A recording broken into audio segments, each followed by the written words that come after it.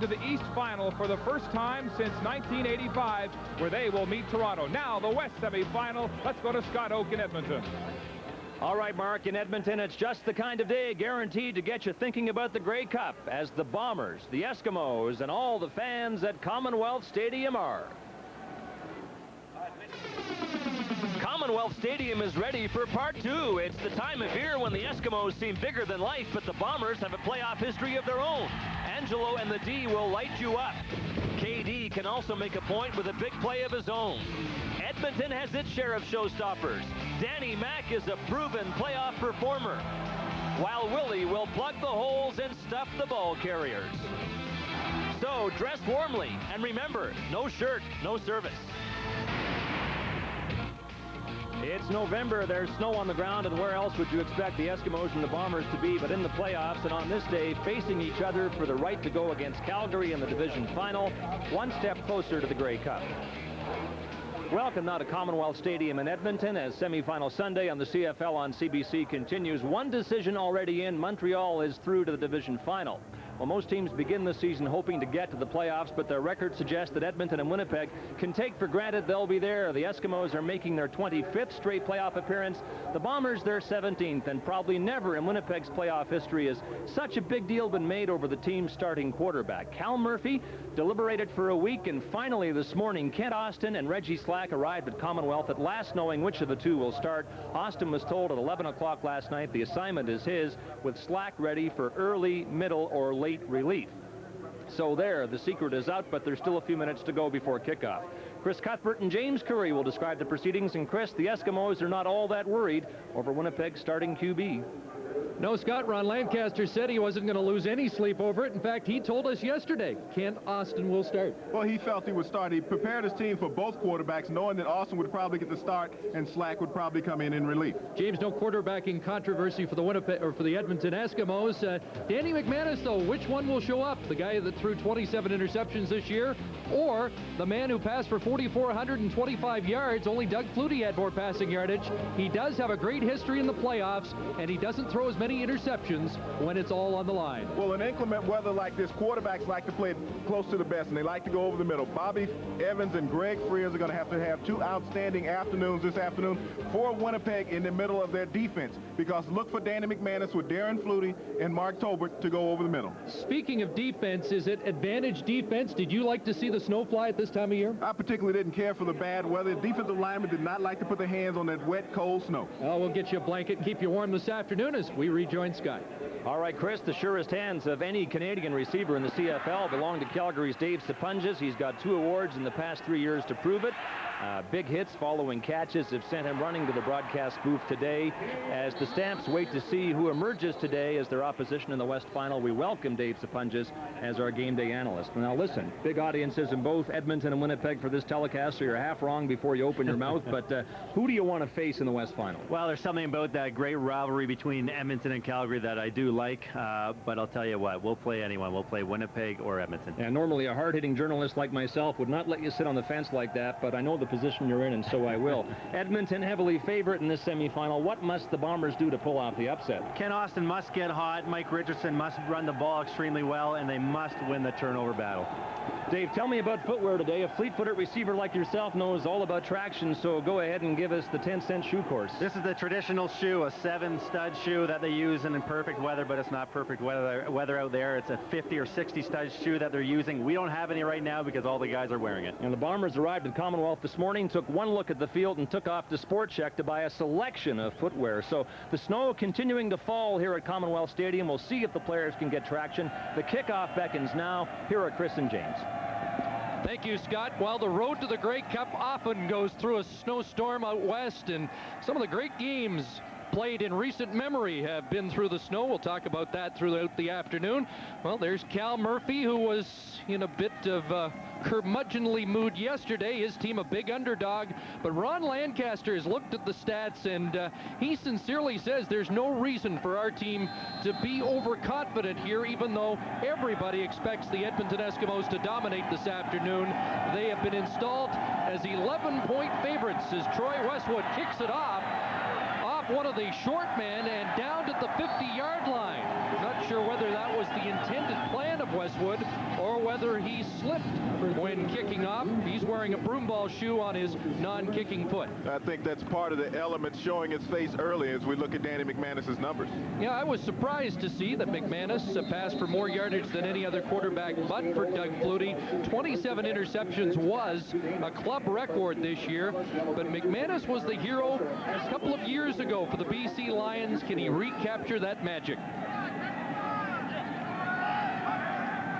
Danny McManus, first play of the game, he gives to Blunt and straight up the middle. And the Eskimos have said they will try to establish the running game early today. There's Chris Green, who gets the start at left guard. Ed Cusey, who has normally occupied that position, is out with an ankle problem. Rod Conop, the great veteran, and this offensive line has done a solid job in front of McManus this year. How about Darren Flutie's numbers? He's been outstanding with 1,362 yards on the season, and we know what he did a couple of years ago in the Western Final in the snow. Second down, and Blunt is across the 50 down to the 49 of Winnipeg, and he is going to be close to a first down. Looks like he may be a yard short. Well, what you got to do is worry about your footing, especially the offensive linemen in running situations, keeping their feet underneath them. When you're drive blocking, you try to get a little more torque, and you can lose traction. Seen the Eskimos go to the ground in the first two plays, just 7th best in the CFL running the football this year. And in fact, they didn't have much success, as you can see, they're less than a yard short. Didn't have much success against Winnipeg. Only the Calgary Stampeders were stingier against the Eskimos on the ground this year. Well, Ronnie had talked about that they only averaged 3.4 yards a carry on the ground versus Winnipeg, and that creates some concern when you're trying to establish your running game. You need to be able to pick up at least 5 yards so you can put your quarterback in a second and medium. Third, less than a yard from the Winnipeg 49, full house backfield. And this will be a test of the traction as Tony Burse lunges for the first down. This running game much more effective for the Eskimos when Burse is in there as the fullback. Well, he's that big horse that you need in the backfield. He is the type of back who is going to go north and south. He's not a very elusive runner, but once he gets out in the open field, his speed is very deceptive.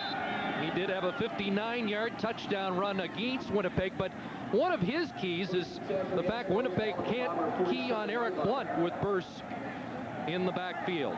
It's a 3-4 setup with Tony Hill at defensive end for the Blue Bombers, but the big story is their active linebackers. It's a rich tradition in Winnipeg. Here's McManus working against that defense, and the first completion of the game goes to Darren Flutie, and he's matched up against Gerald Vaughn. Well, Darren Flutie, he's averaged over 140 yards a game during the playoffs in the last 3 years. Damian Lyons, a former Edmonton Eskimo. One of the interesting notes here, James, is that Cal Murphy consulted with Lyons about the footwear here at Commonwealth Stadium in these kind of conditions. Well, he's accustomed to playing on the snow surface here at Commonwealth, and early you see how effective it's been against the players. So the Eskimos, not deterred by the elements so far, driving with their first possession. Here's Blunt, and he goes straight up the middle and down to the Winnipeg 30-yard line, and that's a gain of 7. As defensive players, when you're playing against a running game and field conditions like this is where discipline comes into play. You have to play under control. You can't expect to get off the ball too quickly. Just maintain your balance and try to ward off the blockers.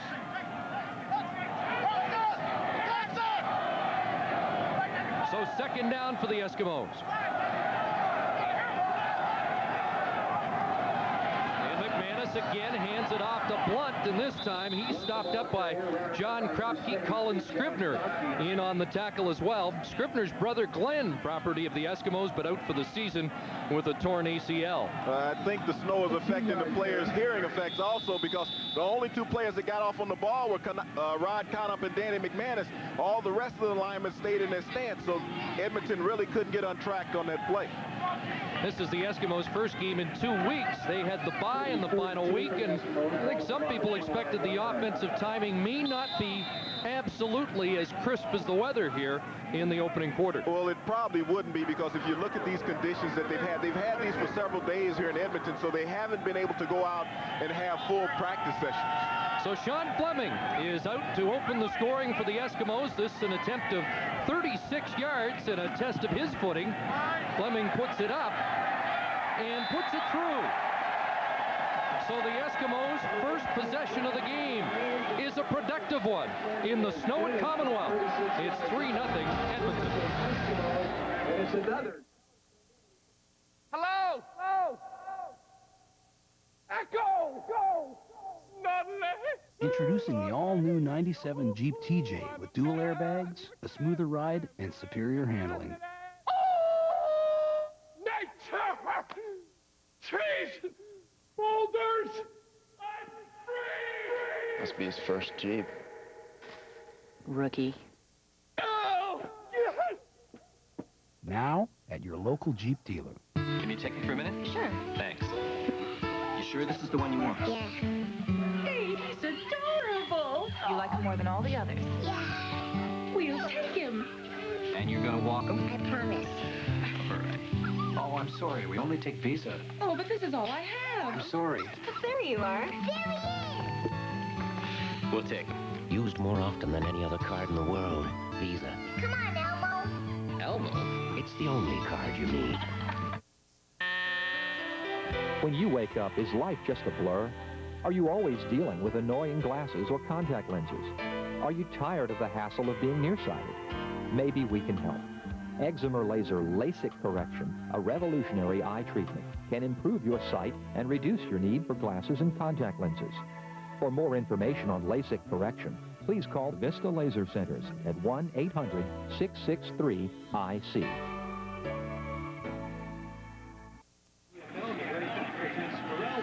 There's some hardy CFL fans. Remember 5 years ago, the Western Final here at Calgary and Edmonton. Dave Sapungis, fond memories of that in the snow at Commonwealth Stadium. Ken Austin is the quarterback for the Winnipeg Blue Bombers. The doubts about Austin, I guess, during the week, the shoulder injury. He's got ligament problems in the knee, but he has strapped it all up for today's start in the Western Semi. And the first carry is to Michael Richardson, who bounced off the first tackle. Leroy Blue made the initial hit. Richardson bounced off and may have got back to the line of scrimmage. Ken Austin has these numbers on the year, so he had interception problems as well. In fact, Reggie Slack had the better numbers in action against Edmonton this year, but like the situation in Calgary, it seems like Slack is more effective off the bench. Second down, and Austin will go outside, and this one looks like it's picked off. No, incomplete is the ruling. They're saying that Kavis Reed was out of bounds. Well, that's going to be a very tough call. It looked like Kavis Reed might have came down. All you have to do in the CFL is get 1 foot down in bounds before going out, and I think Kavis might have a valid argument on this one. Great throw by Austin to get it to the sideline. A lot of velocity, but Basinger just couldn't come up with it. Got a knee down. Should have been an interception, but it is not, and so the Bombers get the first break. Ron Lancaster saying yesterday that this man is the best punter he's seen in the CFL, and in the inclement conditions, Bob Cameron usually very reliable, but Gizmo Williams did run one back against Cameron and the Bombers in the second meeting between these two teams this year. And that was the first time in Gizmo's career that he has victimized Bob Cameron. And he took one back to the house for 6 to blow the game wide open. So did Don Blair in that second meeting. These two teams split their regular season contests. Ball bouncing by Blair. And on the frozen tundra here at Commonwealth, there'll be some unpredictable bounces today. Gizmo taken down at the Edmonton 39-yard line. Well, Chris, Gizmo Williams, no chance for a return there, but the Giz knows one thing for sure, and that is that in weather like this, it is all important to hang on to the football. Most important thing, too, I have to hold on to the ball. That's going to be one of the main, that's going to be the key of the game, too. Ronnie was just telling me, and Don Blair said, it's great, you know, if you get the ball and run it, but the most important thing, if there's a lot of guys around, just secure the ball and hold on to it. Ron Lancaster anticipating yesterday that there would be a number of balls on the field today in the form of fumbles. Here's McManus looking downfield and overthrowing the intended receiver, Mark Tobert, who was double-teamed. Greg Freer, Bobby Evans, the two guys you were talking about at the outset in coverage. Well, those are the two guys that are going to have a good game. They're going to have to make sure, especially Frears, that he stays deep enough and be able to close on the football once it's in the air. Tough team to pass against. The Bombers, #1 fewest passes completed and #1 in the lowest average passes completed during the course of a game. So Winnipeg is stingy in their pass defense. Flag goes down as Darren Flutie was across the line of scrimmage before the snap of the football. Pass incomplete, and Bombers will likely decline the penalty. Well, that's one of the things that players can have problems, especially the receivers, is when they're headed towards the line of scrimmage and that forward start before the snap is losing track of the line of scrimmage. Dave Ewell in charge of proceedings this afternoon. Illegal procedure, Edmonton 82. Penalties declined, 3rd down. There were two schools of thought about these conditions. The Eskimos have played in these conditions so often in the past. It's their home field, the natural turf, and yet they are the heavy favorites, and other people feel that maybe this field might be an equalizer today. Well, I actually think it's an equalizer, especially when you look at a quarterback like Ken Austin, and I'll get back to that. Glenn Harper on 3rd down, punting it away, and this will be Freeman Basinger. He fumbled a football on a kickoff return to open last week's game, but a nice run back there as he's knocked out at the Winnipeg bench. Let's set the Winnipeg offense for you. Dave Van Conant, normally the starting center, has had to move to right tackle because of an injury to Chris Walby, and it'll be interesting to see how the Bombers' offensive line operates without their great veteran Walby this afternoon. Kevin Robson moves into the center spot. Eric Gulliford, probably the most dangerous man as far as receivers goes for Winnipeg. Milt Stiegel back in the lineup. He was hurt in September, first game back. There's big Dean Lytle carrying the football, and he's up across the Winnipeg 50 to the 51. Leroy Blue again in on the tackle. You know, I was making a point about Ken Austin that this weather might be an advantage for him. First, we'll get to the defense. Leroy Blue, top Canadian nominee from the Western Division. First time he's had that honor. Here's the top defensive nominee in the CFL from the West, Willie Pless. And Kivas Reed was tied for 2nd in interceptions this year. A couple of good cornerbacks for the Eskimos. Solid defense right through. 2nd down, and Leroy Blue. And has he made his presence felt in the opening 2 series of this football game? The great veteran out of Bishops, there is a flag on the field. For the 2nd time in as many series, Leroy Blue has been able to come across that line of scrimmage untouched and make contact with the ball carrier in the backfield. Major foul, unnecessary roughness. After the play, Edmonton 26. 1st down. Well, the penalty is going against Glenn Rogers. I know why Leroy Blue's fired up, because you picked Mark McLaughlin last week as the top Canadian in the West. Yeah, I got a lot of flack from Leroy a couple of days ago when I showed up here in town, but Leroy has had an outstanding year. He's had 11 quarterback sacks on the season and well deserved of the accolades that he's received here in the offseason. I knew you'd get that make good in early. Well, that's a costly penalty. Tagged against Glenn Rogers. Winnipeg stays on offense, and over the middle, Dean Lytle with the catch. Larry Ruck is all over him at the 40-yard line of Edmonton.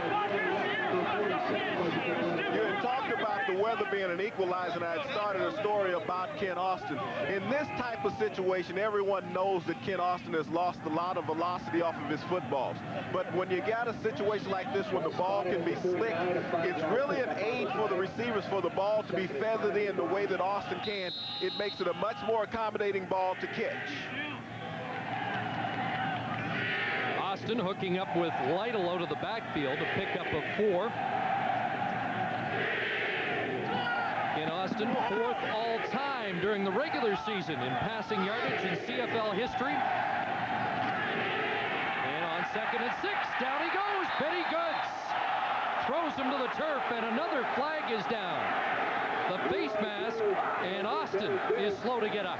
And Ken Austin has taken a lot of shots. Benny Goods with tremendous penetration, but when he came through, he got that hand wrapped around the face mask. Major foul, face mask, Edmonton 40. First down. 2 costly penalties. Goods with 12 sacks on the year. The type of defensive lineman that Benny Goods is that he slides well along the line of scrimmage, and he exploits seams when he finds them. That time he was able to come up inside Robinson, but you saw the hand on the face mask, and Winnipeg keeps the ball marching down to the 25.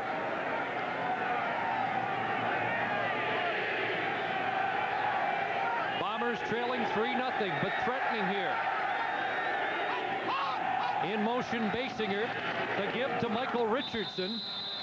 And off the right side, Richardson may have 3, and already you can tell that the emotions are running high here. Well, this is a game that you know the loser of this game is going to go home for the rest of the winter, and only the winner will advance. So you have to pull out all stops. You don't leave any emotion in the locker room or on the sideline. You bring it all out on the field.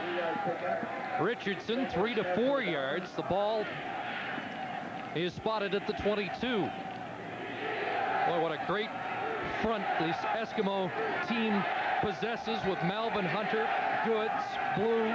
Derek McCready's had a solid year. 2nd down 7, Michael Richardson, and he's stopped up right at the 20-yard line, and he will be well short of the first down. Benny Goods this time combining with Willie Pless. You know, Benny Goods has had an outstanding series in this, not just for the face mask. If he hadn't had that, it would be even more. But what he does is that he moves along the line of scrimmage so well, you really don't get a clean hit on him. And when you can't get a square up on a defensive lineman, more often than not, they'll make the play.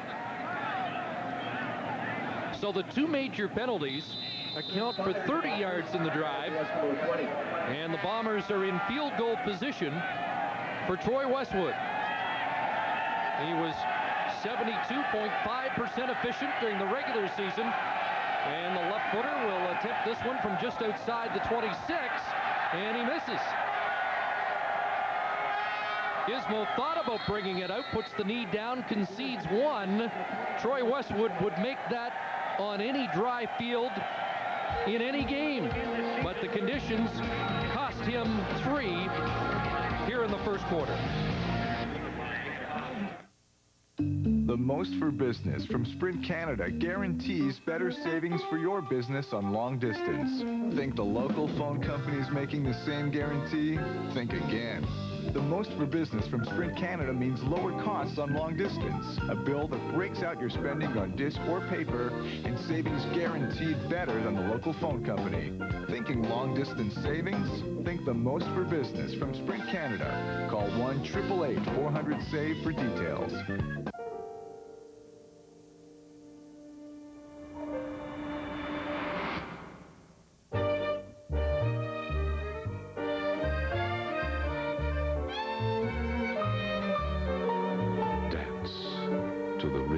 Your heart.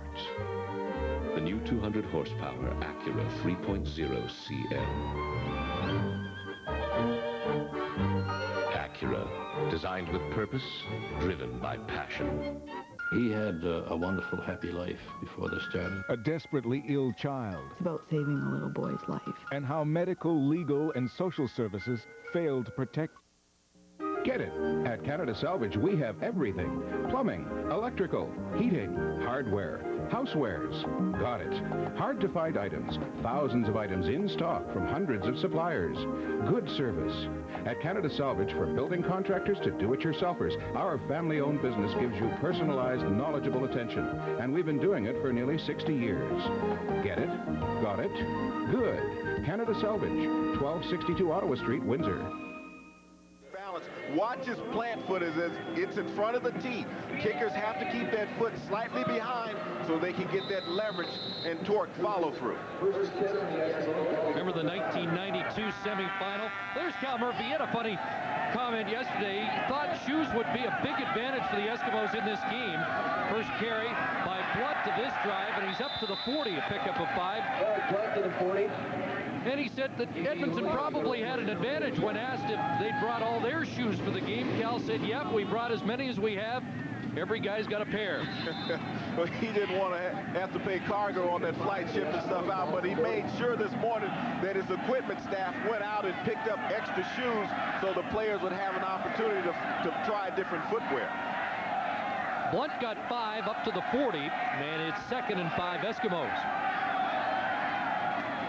And it's Blunt again, and he'll have the first down, crashing over the Edmonton 45. First down yardage, chopped down. Eric Blunt, a 1,000-yard runner this year, 1,091 yards. First Eskimo to do that in 5 years. Well, everyone realizes the heart of the Winnipeg defense is their linebackers. But when you have the offensive lineman for Edmonton with a yard to 2 yards run clear coming out to meet them on this slick field, it's a big advantage for Edmonton's offensive line. Despite those numbers for Blunt, the Eskimos just ranked 7th in running the football this season. But they are establishing something here early as Blunt again gets the carry up to the 51. Greg Clark with the tackle, and a gain of close to 5 once again. One of the problems that Winnipeg is faced with this afternoon is their key linebacker, K.D. Williams, facing Eric Blunt. K.D. Williams hyperextended his elbow a couple of weeks ago, and he's playing with a cast on his right elbow. So he's really a one-arm linebacker out there this afternoon. Yeah, that's the same injury that kept Mike Pringle out of the other semifinal game earlier today, a hyperextended elbow. And here's Tony Burst with a burst, and a saving tackle by Greg Frères. Well, that's the element that Tony Burst gives to this Eskimo offense. An 18-yard pickup. You don't know when he's going to break it, but he usually does it once or twice a game. And he doesn't know how far he can go, but watch K.D. Williams as he misses the tackle. And a healthy K.D. Williams would make this play, but a one-arm K.D. Williams cannot get off of the offensive lineman, and Tony Burst is open in the middle of the field for an 18-yard run. He's a load, 6 foot, 238, and they stay on the ground. This is Blunt. Kopke got a hand on him from behind, and it's down to the 39 of Winnipeg as the Eskimos are marching on the ground. You know, I spoke about how effective Winnipeg linebackers have been over the season, but that's playing on a dry surface with all of that mobility that they have. Now when they have to stop and go and skate across this slippery surface here at Commonwealth, that effectiveness has been taken away.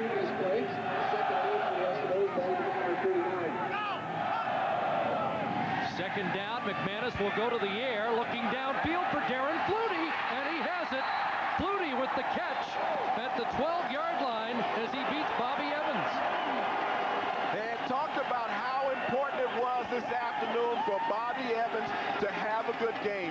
They felt, Darren Flutie and Danny McManus, that they could take advantage of some things that Bobby Evans does.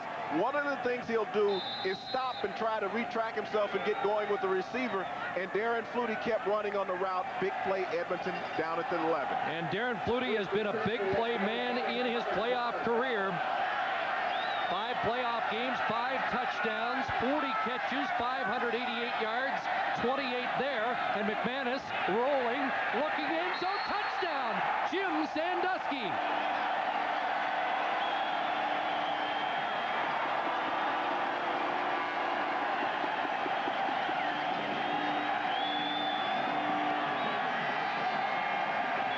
Well, they started Jim Sandusky ahead of Shalon Baker. That surprised some people. But Ron Lancaster said, this is Sandusky's time of the year, and this is his kind of weather. And what you get with Jim Sandusky in the lineup is loads of experience. You talked about Flutie's experience in the playoff, 33 games for Sandusky, but more important, he is the receiver coach in this offense. So he is also an aide to Danny McMahon as far as route adjustments with the receivers. Fleming adds the extra point. Minute 13 to go in the first quarter at Commonwealth Stadium. An impressive drive by McManus. most of the damage done through the air after they establish the running game. And they cap it with a touchdown pass to Jim Sandusky. So you think you're ready for the pros? Think you're good enough? Fast enough? You kidding? Man enough?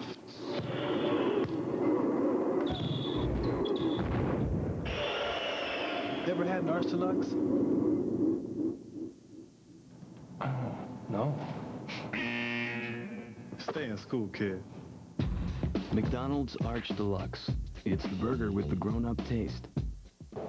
We're building Olympic dreams brick by brick. The Canadian Olympic Association and CBC Television invite you to be part of the Olympic Gardens Gold Patron program. As a corporate client, you have the opportunity to have your name prominently engraved in Olympic Gardens across the country. Become a Gold Patron. Let Canadians know that you're helping our athletes get one step closer to future Olympic Games. Set the dream in motion. For more information, call CBC Television Sales today. It's the Rasco Chrysler Car Deal Shootout. Ooh, Leo, the cat Rasco, is knocking the socks off the competition, but he'll be facing some big shooters tonight. Hey, do I look rattled? Here's the first big shooter, a man from Ford Country. Oh, he took that one right on the cummerbund. Time for the next shot by GM. Great save! No, great savings. Uh-oh, here comes Great's favorite, the import guy. They're pretty shifty, eh? Will he go for the top corner? You got to use your head in this business. Some great saves by Leo. Big savings for you at Rasco Chrysler. Jim Sandusky had just one touchdown during the regular season, but has one here in the first quarter of this Western semifinal. What they recognized, Greg Frears was right in the middle of the screen, and he did not go over and close and help out underneath with Sandusky, and that was a touchdown, clear lane throw for McManus. Remember the '93 Western Final in the snow at McMahon Stadium? 2 touchdowns for Sandusky with a broken collarbone in the upset victory over the Stampeders on Edmonton's way to the Grey Cup title. With a 49. Harold Martin with the stop on the kickoff return. Here with Belford on the return. Well, Chris, here's a picture we captured moments before kickoff today. A member of the Bomber contingent arriving back from Sport Check, the sporting goods store, with 2 pairs, or I should say 2 bags of shoes. You have to admire the Bombers for trying to find the right shoes for traction. Dave Sapunjas is our game day analyst. Dave, the reality of the situation is what? Probably that there's no shoe that is actually going to work out in this field. So you just have to learn to be fleet-footed. You have to accept it. You have to just go out and play football and use whatever you have. Chris? And a stapler might come in handy. Alan Boyko with the catch. Gave us Reed right there to bring him to the turf. Now, players wouldn't use a stapler, now, would they? Cal Murphy said yesterday he was going to go over to the Eskimo locker room and see if he could borrow one. Well, Alan Boyko's a sure-handed receiver, and so you know if you throw the ball to him, he'll make the catch. He's not one that's going to be a threat to break it, but he has sure hands. And Boyko got 6 on that catch. The ball is at the 47-yard line. Second down. And the handoff inside. Michael Richardson stopped right up by the veteran Larry Ruck.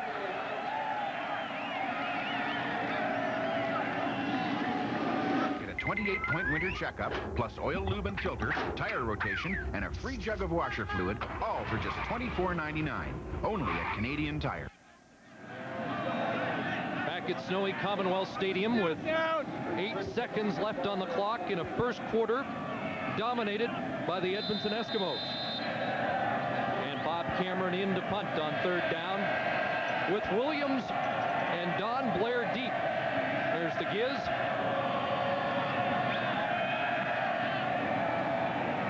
And Williams will get a return, slips at his 25 and just holds on to the football. And that is the final play. A 36-yard punt by Cameron, 1 yard on the return.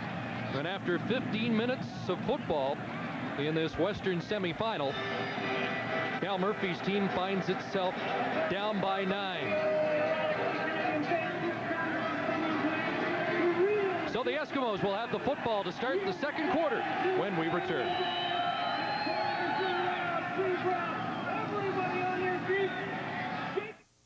Thanks to everyone who played the BF Goodrich TA Show 'em Your True Colors football contest. And congratulations to all of our BF Goodrich TA tire winners. Stand by for the announcement of our grand prize winner for a trip for 4 to the 1996 championship game in Hamilton. At Hamilton's Iverwin Stadium, Merrill, a member of the Child Amputee Program, presented the CFL with the War Amps Play Safe Award. Merrill lost his arm in a farming accident. Thanks, Merrill. The CFL is proud to support the Play Safe program. Hey, Merrill, do you have a message for the kids watching us today? Whatever game you play, play safe. Play safe. 30% of all prescription drugs are a threat to people's health simply because they're being misused. With the Health Watch reminder, you'll know what you're taking. And you'll also know about things like conflicts, side effects, precautions. We provide it with every new prescription at no extra charge. So when you get it, read it, because prescription labels alone are not enough.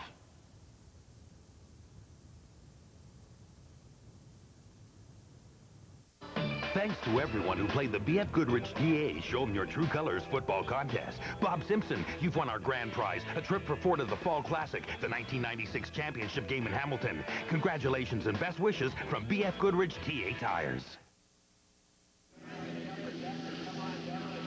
Well, Ron Lancaster has to be happy with the way his team is out of the gate this afternoon after a 2-week break. Well, you know, his offense was, he felt that it might be a little bit sluggish, and especially with the slippery surface they've had here this afternoon. But the passing of Danny McManus has been a key. 49 yards passing in the first quarter. Two teams with a rich playoff history. The Edmonton Eskimos, for the 11th consecutive year, have a home playoff game. 25 straight years in the playoffs, and Cal Murphy's Winnipeg Blue Bombers have been in the postseason for 17 consecutive years. Well, two organizations and two great head coaches. Ronnie Lancaster has really developed into a solid head coach here in Edmonton since taking over this regime here, but it's been a solid organization over the years. Winnipeg dominated this playoff series in the 80s until they moved to the east. These two teams met twice in the 90s in the Grey Cup game. Here's Tony Burst trying the left side. And Angelo Snipes amongst the tacklers there. One of the things Winnipeg linebackers are going to possibly have to do is play just a bit deeper, because they're getting caught at the line of scrimmage trying to scrape down, and those Edmonton offensive linemen are able to get out on them, and they just can't get any sure footing.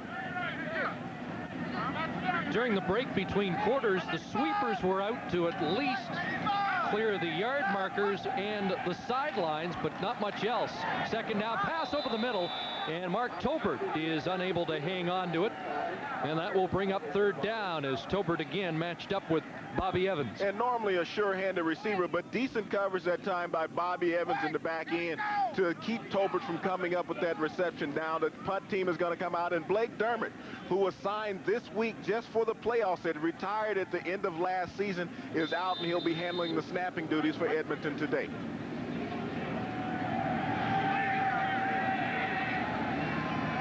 And Dermott snapping it back to Glenn Harper. A rush was on. Harper got it away and off the side of his foot, and it'll go out of bounds at around midfield. In fact, they're going to mark it out at the Eskimo 54-yard line, so just a 24-yard punt. And the Blue Bombers have excellent field position to try and get back in this football game. Well, Harper might have injured himself on this punt. Watch as he grabs his knee after he kicks the football. Now, this could cause some problems for Edmonton later on in the game, because standing on the sideline, you can expect that that knee will stiffen up. Harper trying to walk it off, and the Bombers go to work on offense. Out of the shotgun, Austin has some time downfield and almost picked off. Signer Mobley was the man who had a shot at the interception. Milt Stiegel was the intended receiver, and Mobley wishes he had another chance at that one. Well, Signer Mobley, the Memphis State product, should have had this one. It'll go in the books as a knockdown, but he let that one get to his hands, and he was boasting before the game. His university, Memphis State, beat the University of Tennessee for the first time in the school's history yesterday. And I bet the conditions weren't like Commonwealth Stadium today. 2nd and 10.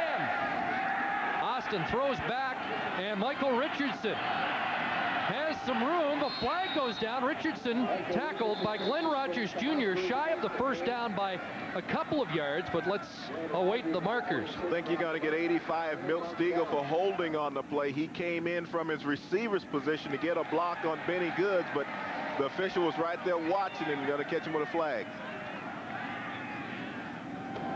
Holding, Winnipeg number 85. 2nd down repeated. Well, our game day analyst, Dave Sapunjis, has got a point to make about the predictable pattern that's developed in this game, Dave. Well, it's basically they're trying to run the ball, which is no secret, but Edmonton sets up the pass by running the ball extremely well, and they're willing to throw it. Austin and Winnipeg have been struggling running the ball. They're now going to the pass, but they're struggling there, too. Yeah, until this last drive, seemingly reluctant to go to the air. Chris? Bombers have been a team of slow starters throughout the season, faced with a 2nd and 20 here. And Austin looking downfield for Gulliford, who went up to get it, but it falls incomplete as Austin throws into double coverage, and there is another flag on the field. Well, he's throwing at Cavis Reed, and that's one you just don't want to pick on. Cavis Reed had finished up his undergrad studies at Furman, and he's looking to be a doctor. He just was accepted to the University of Texas Medical School, so he's one of those guys who's pretty astute at picking apart people out there. Illegal contact on an eligible receiver. Edmonton, 10-yard penalty. 2nd down repeated. So it'll be 2nd and 10, and Eskimo penalties have been the best offense for Ken Austin so far in this game. I mentioned the slow starts. The Bombers have been outscored in the first half of games this year, 305 to 174, and particularly Cal Murphy's team's been in a hole in the second quarter. Outscored almost 2 to 1 in the second quarter of games, including the matchup against Edmonton. Here's Austin, finds Boyko. It's a 1st down and more as Alan Boyko is inside the 35. Leroy Blue got a hit on Austin, but Austin hooks up with Boyko. Over the years with Ken Austin, where he's really been effective is throwing over the middle. If you recall, when he was in Saskatchewan, he had Ray Elgard and Jeff Verholm, 2 great slots for years. This time, Alan Boyko coming over the middle. Found that open spot in the zone. 1st down, Winnipeg. The ball is at the Eskimo 33. 1st down, Bombers. Richardson. And he's hit behind the line of scrimmage. And once again, Leroy Blue was in there, Malvin Hunter, and, well, the entire defense congregating around Michael Richardson. In case you joined us late earlier today at Olympic Stadium, the Alouettes prevailing over the Tiger Cats. So it's a Montreal-Toronto Eastern Final next Sunday. Tracy Ham against Doug Flutie. Austin, 2nd and 12. Good time, and throwing incomplete, looking for Stegall, who stretched out. One of the problems in weather conditions like this for a quarterback is when you're trying to throw the ball towards the boundary. It's much more difficult for your receiver to break out that direction than it is to keep running and throw it right over the middle. So 3rd down. The ball at the 35-yard line, so this would be a 42-yard attempt for Troy Westwood. Now, the last time Westwood attempted a field goal, he overstrided trying to maintain his balance. Where will that plant foot be this time? Over 1,000 points in his CFL career.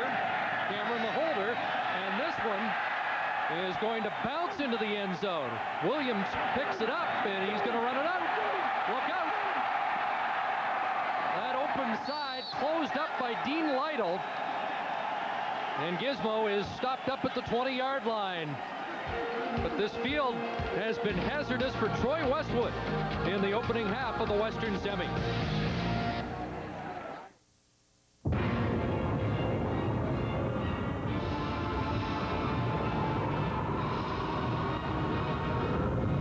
Because the world can be a big, scary place.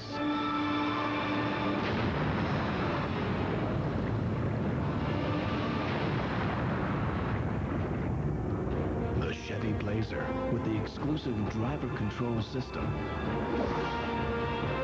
it's nice to know it's there. I'll be home for Christmas. Finally, the first house we ever owned. This is the best Christmas present ever. It's going to be fun to fix up. We agreed that anything else we gave each other had to be gifts for the house. Fortunately, we found a neighbor who had everything we needed. I'll be home for Christmas. These Alderbrook 25 bulb outdoor light sets last up to 3,000 hours. 5 watts, $10.99. 7 watts, $11.99. This window will still be guaranteed in the year 2010. Such a guarantee is possible when strict design, assemble, and installation criteria are established and followed by the manufacturer. Only when a window manufacturer adheres to these precepts is the consumer permitted the confidence that quality products bring. Maintaining high standards is a hallmark of Ducana Windows and Doors. The year 2010 is a long way off, but you can buy the window of the future with confidence today at Ducana. The loneliness of the long-distance kicker, Troy Westwood, by himself with his thoughts after 2 misses, and he's having a lot of trouble with this turf. He just hasn't been able to stride through on the football, and that's causing all of his problems. He's trying to maintain his footing on the follow-through. A usually reliable place kicker. And the Eskimos take over. Ball on their own 22. And McManus with some time, throwing the out. First time he's looked at Eddie Brown today, and good coverage provided by Shannon Garrett. Well, Eddie Brown is that game-breaking type of receiver, a lot of speed. So if you can get Eddie on a go route, he'll be very effective. The underneath routes, you have to leave those to Tobert and Flutie.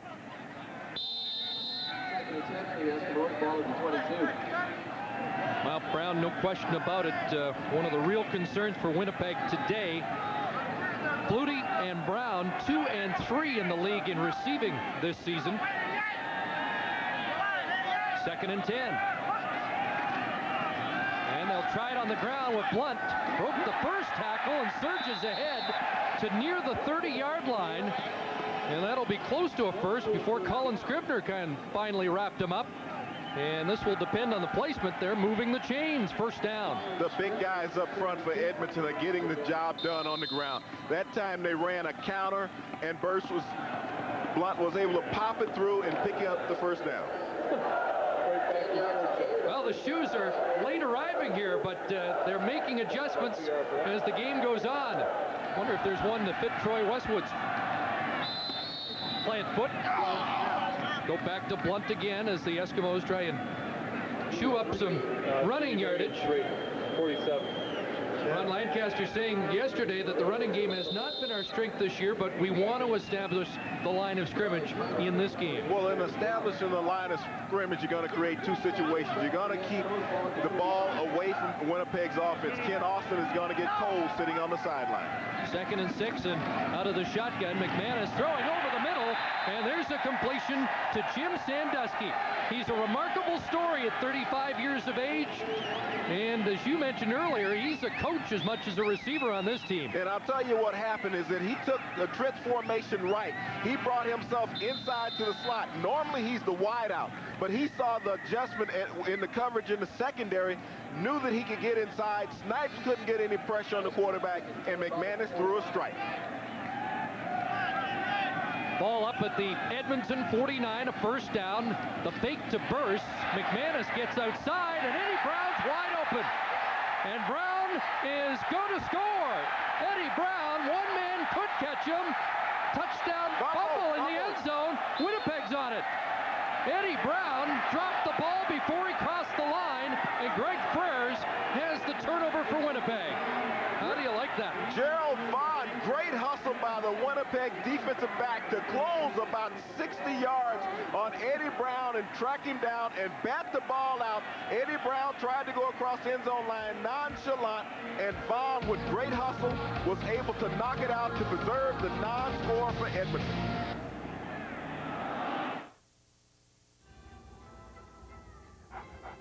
Winter's here, and it's time to ask yourself, does your battery have the juice to get you started when you really need it?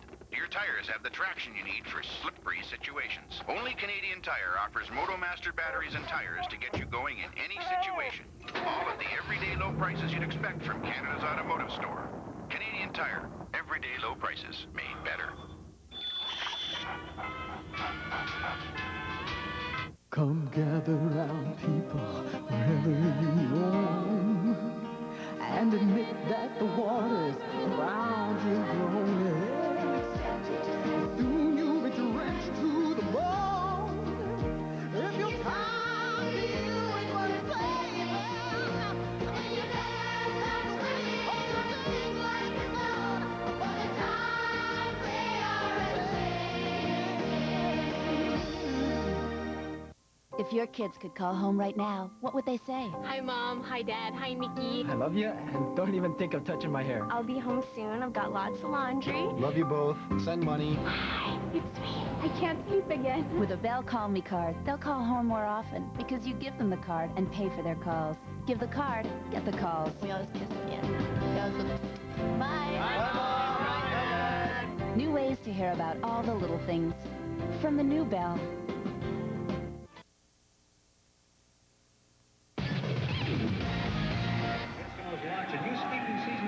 What an enormous turnover. Eddie Brown going in for an apparent touchdown of 60 yards, but Gerald Vaughn catches him from behind and forces the turnover. Well, Ronnie Lancaster made a great point yesterday. He said after 3 minutes, this game would come down between talent and execution. You saw the talent of Gerald Vaughn and the non-execution by Eddie Brown finishing out the play. An old teammate of Dave Sapunja's, Gerald Vaughn, and there is Kent Austin. Sacked. Errol Martin was there, and Leroy Blue in the neighborhood. Is there a better pass rushing group in the CFL than the Edmonton Eskimos? They come at you from so many different angles. You really can't get a key. This is not a team with one designated pass rusher. This is a team with 3 or 4. Number 1 in the league in sacking the quarterback with 70 on the year, and the Bombers gave up 55. Second and 18 for Austin. Here comes Blue again. Down he goes. Flag is down after Blue took down Austin. But Leroy Blue has a point to make this afternoon. I think he is trying to solidify that holding Winnipeg number 57. That most outstanding Canadian award should go to him once that award is that presentation is made in Hamilton in another week or so. But Leroy Blue came off the corner, basically untouched, and tracked down Ken Austin. Another outstanding play here in the first half by Leroy Blue. There is the sack pack for Edmonton. Big numbers put up. Remember, Blue had 11, but he only played 14 games. Went out with a few injuries, but when he's in the lineup, he's effective on every play. Cameron standing in his end zone.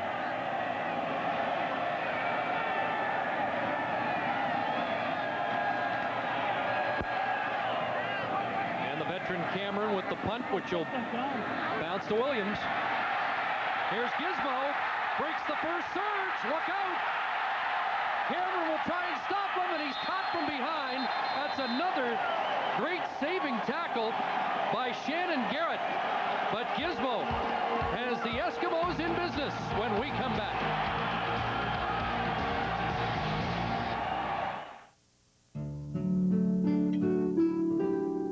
Will you build us the gym that keeps us off the street? Will you help me plant my garden? Will you take me to the hospital when I take one for the team? Will you use it wisely to protect my inheritance?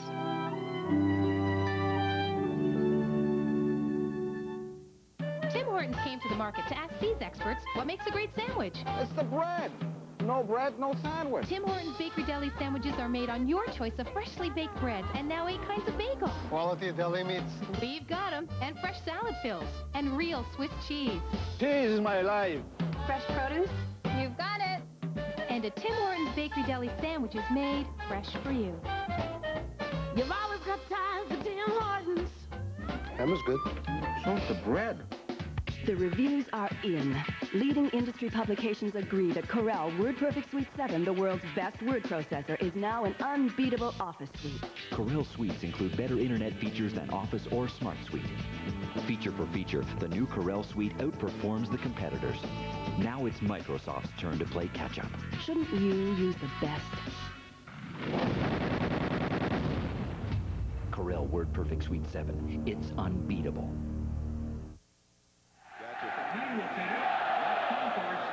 The greatest return man in CFL history takes one 49 yards for the Eskimos. They've got a first down at the Winnipeg 6. You know, there's been so much made of footwear, but not only footwear, but foot position, running position. You have to be able to break down. You have to come under control. As you see, Kevin Robinson did not do that. Now, he is the hard contained man where he has to force Williams to make a decision. When he went down, all he had to do was take it right back up the middle, down to the 6-yard line.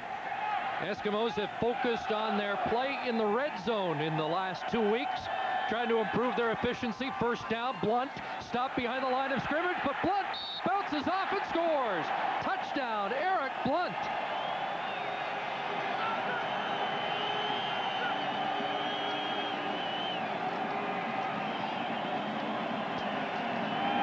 Back-to-back plays where we saw a Winnipeg Blue Bomber not breaking down to make the tackle. Greg Clark came through. He had a clean shot on Eric Blunt, but he forgot to break down and wrap up. Blunt bounced into the corner, in for 6. Touchdown, Edmonton.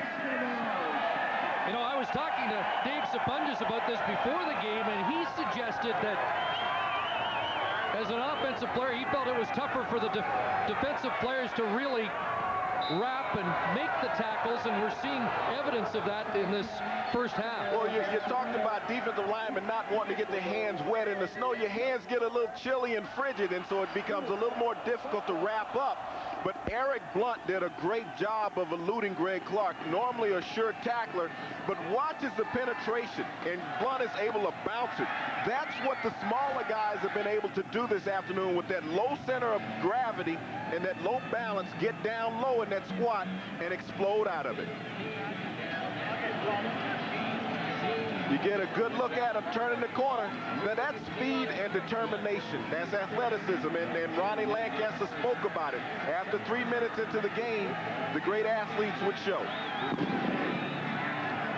Well, the Eskimos are threatening to run away from the Bombers, and already Reggie Slack is starting to warm up on the sidelines. The Eskimos, I mentioned, were focusing on their efficiency in the red zone, and twice down there they've been able to put it into the end zone. A touchdown pass to Sandusky, and there was the run by Blunt.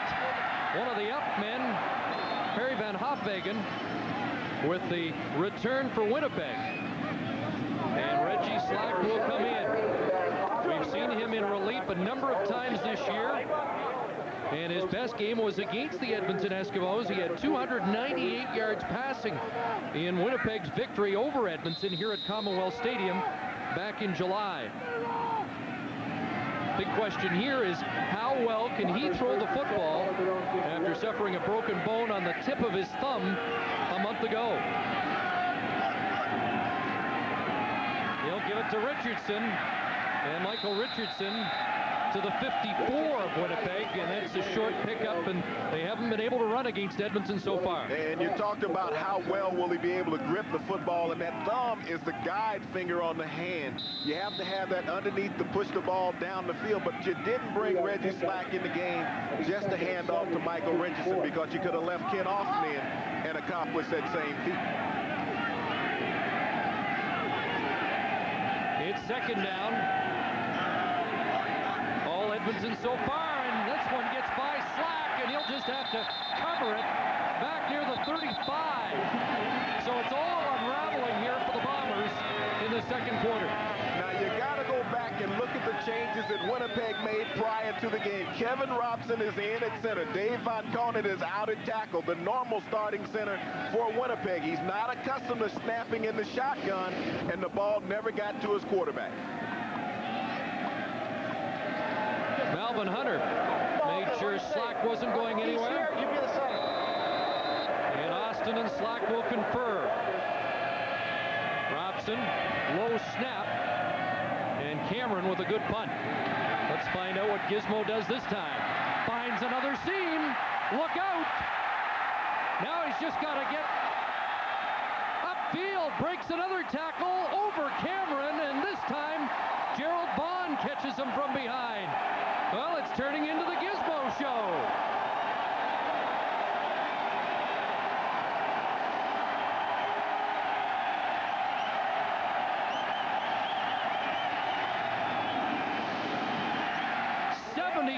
For Gizmo Williams. In the history of professional football, has there ever been a more exciting individual? Henry Williams.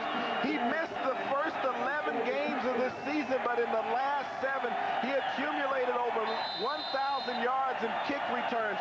He is an outstanding addition to this Edmonton offense and special team attack. He has 119 punt return yards in this second quarter. And the Eskimos threaten again. Here's McManus. Looked one way, now the other. And into the end zone, Blunt. Touchdown.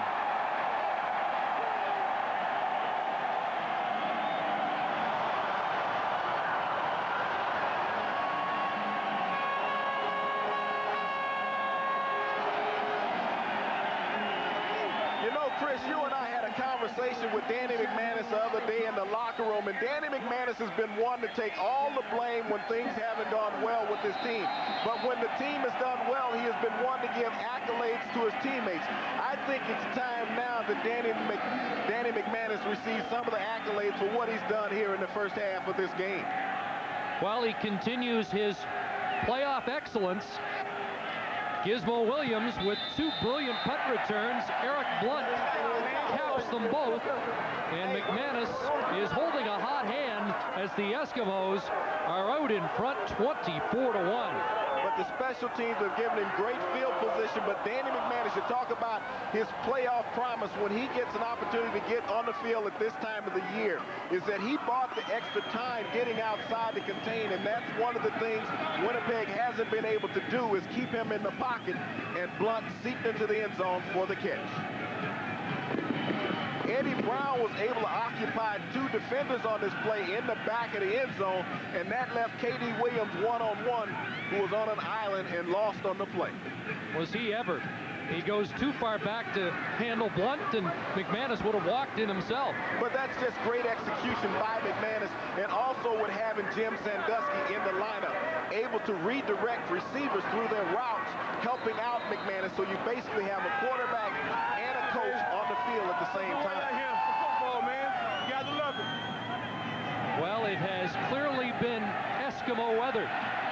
Eric Gulliford upended at the 45. Darian Hagan took the feet out from under Gulliford. There is a flag down. Well, the Blue Bombers made it quite clear from the outset that they had to stay close early, had to make good things happen in the early portion of the game. This is not an offense that's tailor-made for dramatic comebacks. Major foul, face mask, Edmonton 34, first down.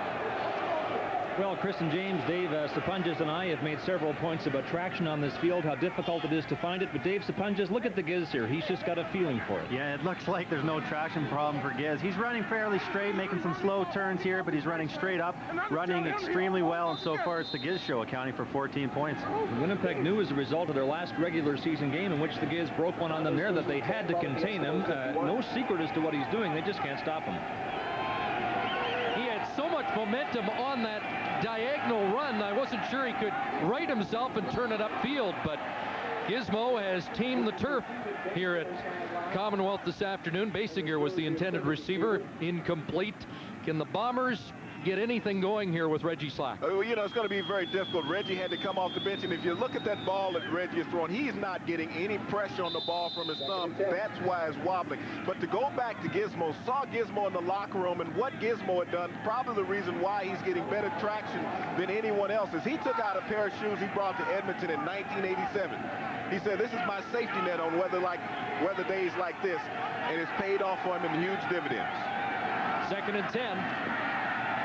Slack has time. He's looking deep, and The intended receiver, Gulliford, was held up a little in a battle with Malcolm Frank, and the ball incomplete. So prophetic words yesterday from Cal Murphy, who said the shoe selection may be a decisive factor in this game, but clearly the Eskimos more familiar with the turf, the environment, and Cal wanted a penalty on that last play as his receiver got tangled with Frank. Well, it's hard for Cal to stay healthy as we get a look at a lot of the different footwear they have on that Winnipeg sideline, and nothing seemed to help thus far.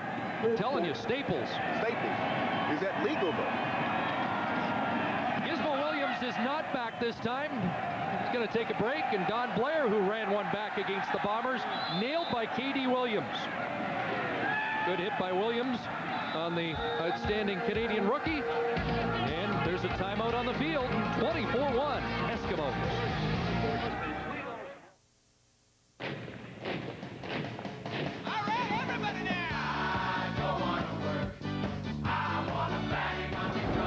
It's here.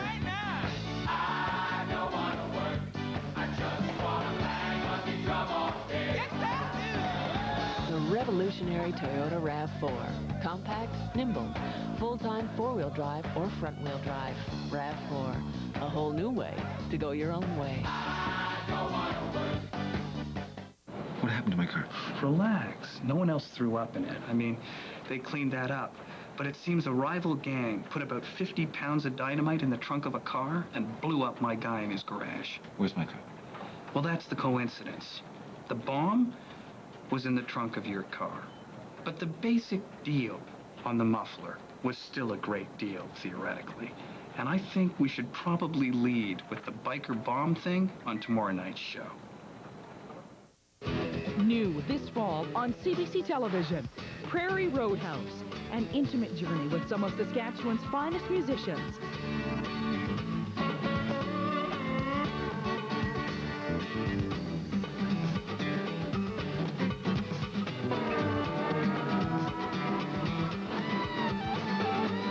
It's country and blues, gospel and rock. It's Prairie Roadhouse, Tuesdays at midnight on CBC Television.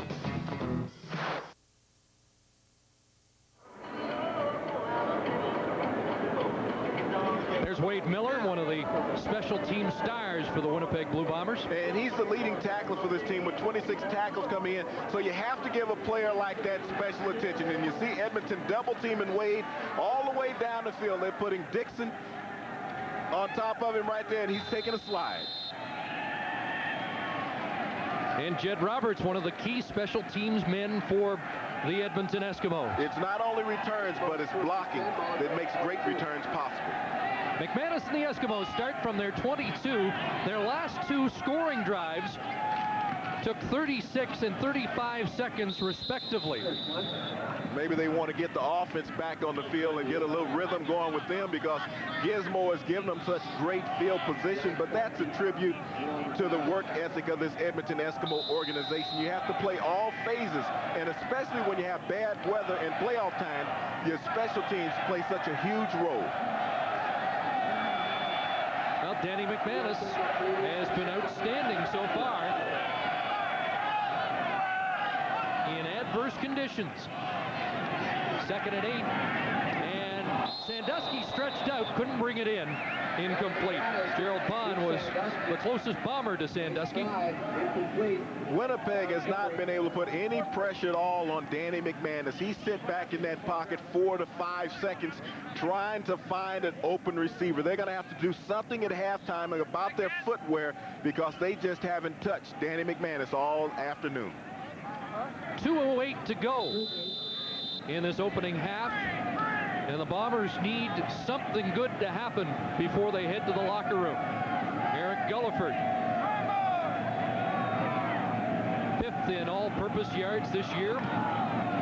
He's a big play guy. Let's see if he can make something happen. Basinger waves him off. And Freeman Basinger stopped up at the 50. I don't know about that. I think Cal Murphy would like the ball in Gulliford's hands. Plus oil, lube, and filter, tire rotation, and a free jug of washer fluid, all for just $24.99. Only at Canadian Tire. Coming up on our halftime report from Commonwealth Stadium today, Dave Sapungis, our game day analyst, and I will talk about the first half. We'll go back to Montreal for a report on Montreal's victory over Hamilton in the East Semi Final, and providing we're able to delay the start of the third quarter, Chris and James might just have time enough for all the Eskimo highlights from this first half. Yes, this chilly Commonwealth crowd has been warmed by a number of big plays for the Eskimos, and can you imagine if Eddie Brown had got his into the end zone? Well, I think there's two players that have really showed themselves well there in the first half of Edmonton. That's Henry Williams and Eric Blunt. They've played two outstanding roles. Great field position provided for the offense by Williams, and Eric Blunt able to churn up the yardage on the ground. 2nd and 10 for the Bombers from their own 50. And Slack 0 for 3 since relieving Ken Austin. Here comes the rush, and Reggie is going down. Larry Ruck from the middle linebacker position, blitzing, gets to Reggie Slack. You know, maybe Cal Murphy should send someone over to the Edmonton sideline and find out what type of shoes they're wearing, because they haven't had any problem with traction. That is the Eskimos, and granted, they're here and they play on the natural surface all year long, but Winnipeg is just completely unsure of their footing this afternoon. We kid our colleague Dan Kepley about the 77 Grey Cup loss at Olympic Stadium, where the Eskimos were skating and the Alouettes had the staples in the shoes and ran up the score, and well, the Eskimos have not been beaten by footwear ever since. Well, I think Dwayne Mandrusiak, the equipment manager for the Edmonton Eskimos, could be getting a game ball after this game if the score continues as is. 24-1, 1:50 to play, and Gizmo's back, and the fans are chanting his name. They'll kick away from Gizmo, and Don Blair, and if he beat that initial tackle, he would have gone straight down the sidelines. That was Wade Miller, though. We watched him earlier, and this time Miller beat the double team and got downfield. He's a great hustler on the specialty teams. His dad played for years in the CFL, and Wade has become one of the better special team players in the CFL. Doug Hocking is one of the guys that he works with on a daily basis, perfecting their techniques getting off the ball. He's 5'9", 215 pounds, a graduate of the University of Manitoba. Nickname Woody. So the Eskimos have the ball at their own 51. Can they do any more damage before the half is done? Here it's out in the flat. Tony Burse has some room, and he'll run right over Bobby Evans, and he's inside the Winnipeg 40. I think Tony Burse actually lost sight of where he was on that play. 21 yards for Burse. Watch as Burse catches the ball and he tries to square up to go upfield. He thinks he's at the sideline, but if he had just took off and run, he probably would have picked up another 15, 20 yards. Tough to tell with the snow on the field. The markings aren't that clear. First down, Eskimos. Blunt, and Blunt down inside the 35. Tobert was coming around as if they had a reverse plan, might be setting something up. Clemens the tackle on Blunt. You got to think about Blunt playing in this weather. Now, he played college football at North Carolina, so he didn't get too many snowy days when he was running the football. But the low center of gravity that I spoke about earlier, keeping your legs up underneath you, have allowed him to pick up positive yardage on the ground. Second down for the Eskimos. They need 5. McManus over the middle. There's Darren Flutie. Touchdown, Edmonton.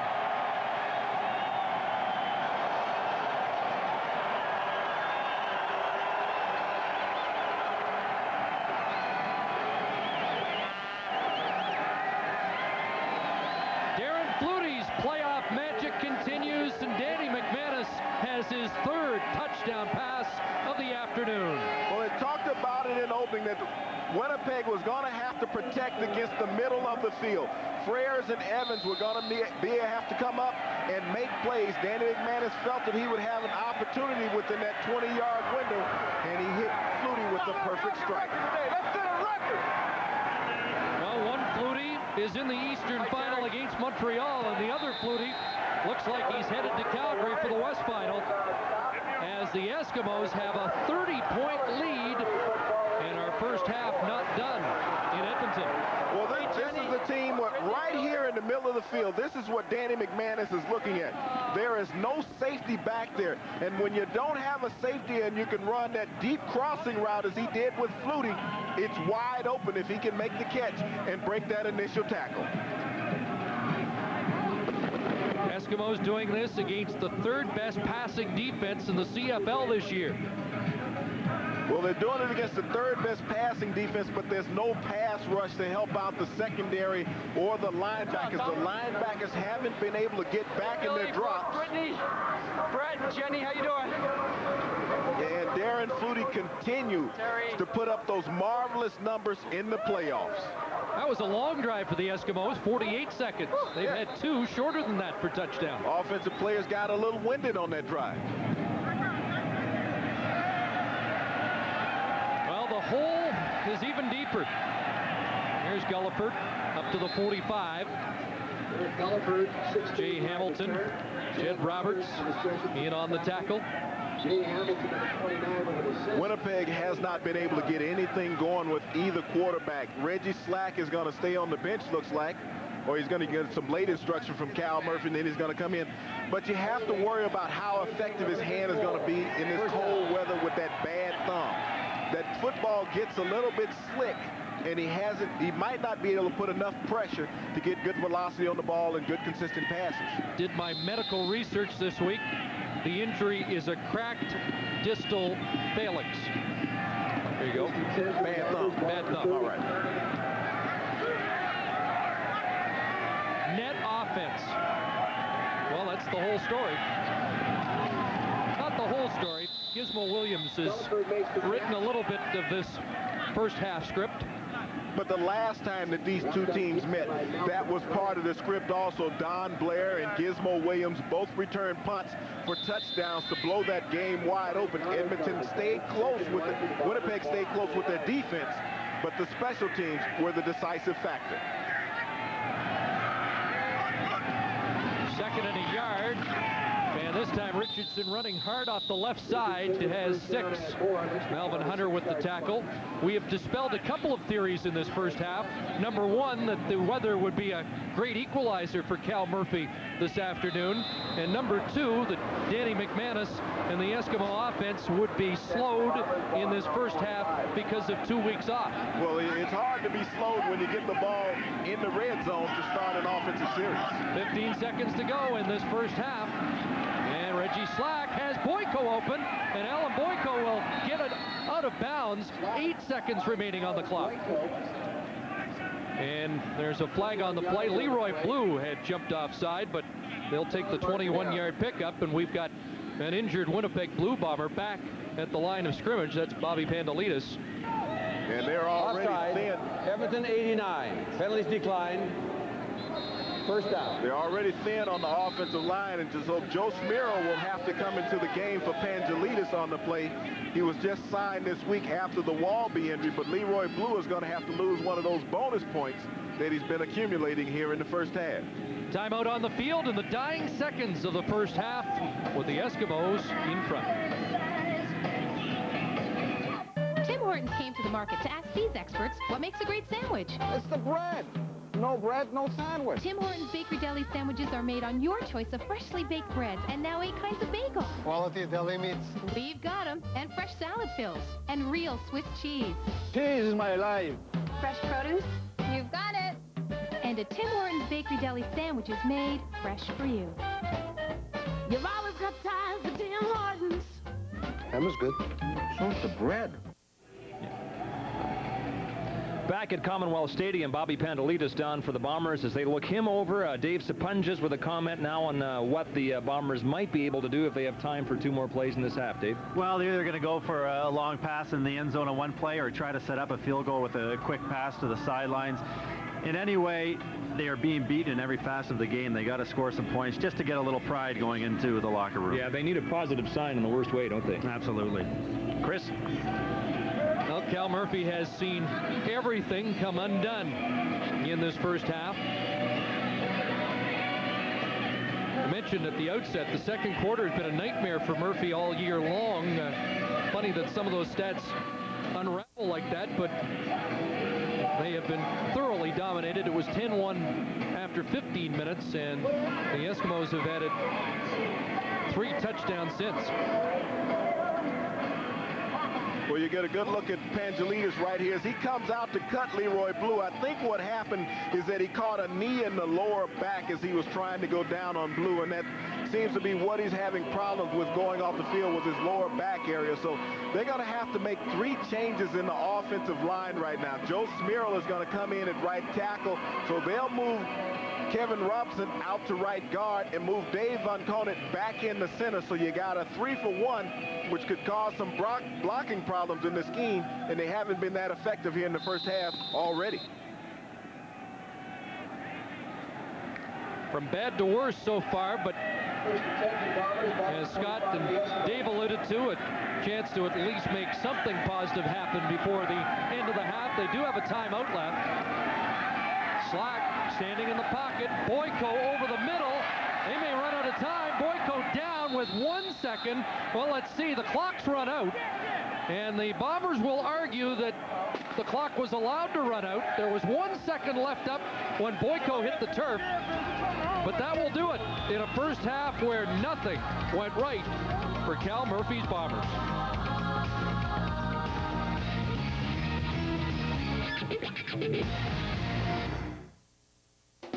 The reviews are in. Leading industry publications agree that Corel WordPerfect Suite 7, the world's best word processor, is now an unbeatable office suite. Corel Suites include better internet features than Office or Smart Suite. Feature for feature, the new Corel Suite outperforms the competitors. Now it's Microsoft's turn to play catch-up. Shouldn't you use the best? Corel WordPerfect Suite 7. It's unbeatable.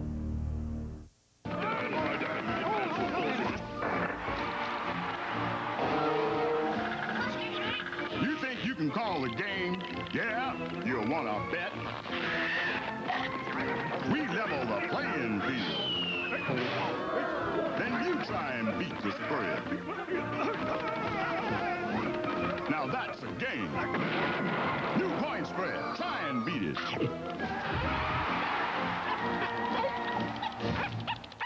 Wednesday nights, Rita and Friends, starring Rita McNeil.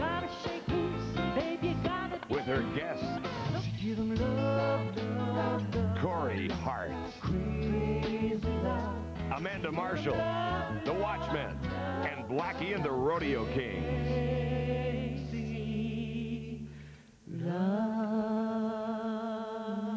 Rita and Friends, Wednesday at 8 on CBC Television. He had a wonderful, happy life before this started. A desperately ill child. It's about saving a little boy's life. And how medical, legal, and social services failed to protect him. This story has to be told. The Fifth Estate, Tuesday night at 8. An everyday convenience. This is the area of entrapment. That causes hundreds of accidents a year. Started slicing through her hand and pulling her whole hand in. Marketplace investigates escalator safety, Tuesday at 7:30.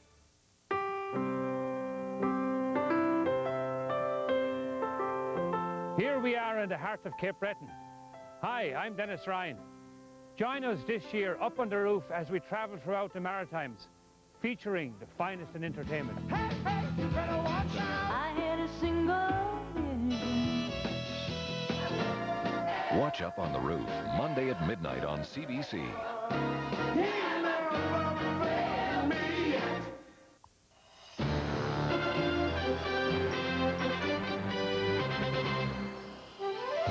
CFL on CBC.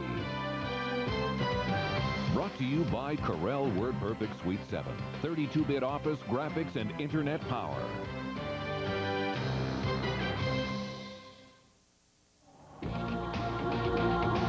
30 minutes complete in the West Semi Final here at Commonwealth Stadium in Edmonton. The Eskimos leading by a bushel and then some. Welcome to our halftime report. Calgary's Dave Sapunjas is our game day analyst. And Dave, awfully hard not to think about a meeting with Edmonton in the West Final next week, isn't it? Oh, absolutely. Edmonton is playing so well, and it looks like they're going to dominate right through this whole game.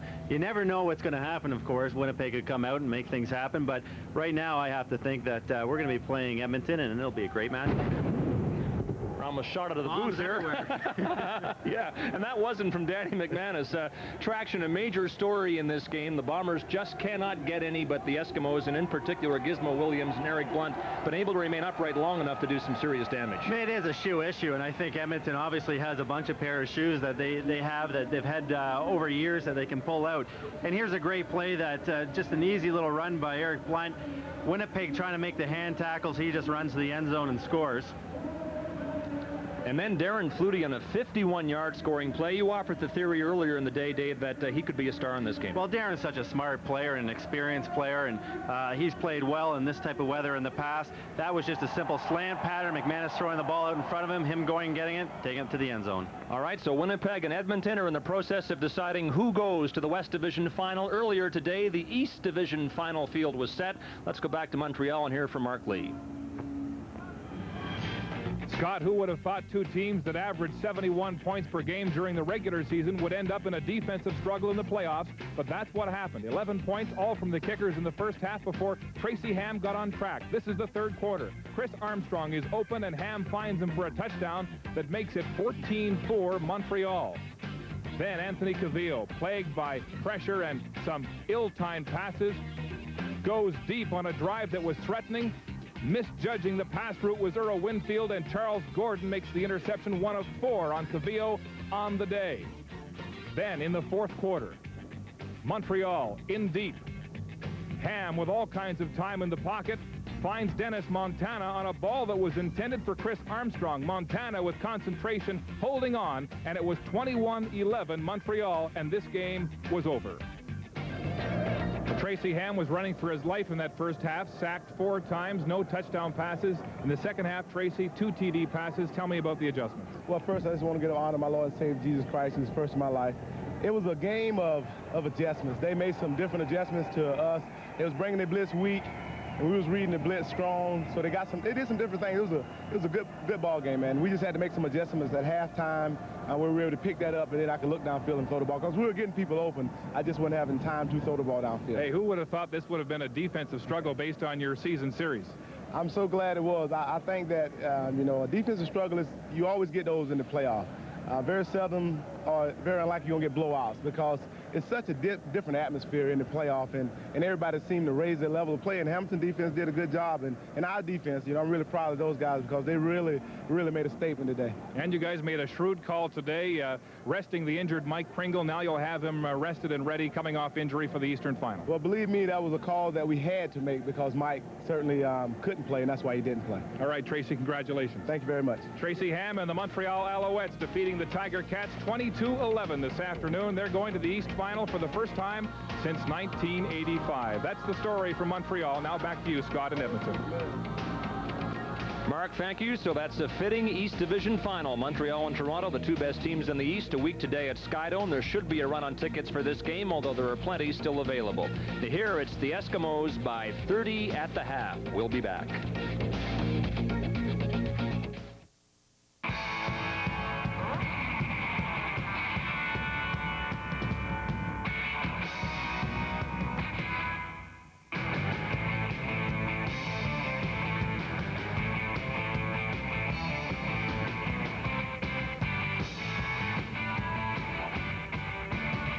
BF Goodrich TA tires are for people who look at driving like no one else. BF Goodrich. Show them your true colors. So you think you're ready for the pros?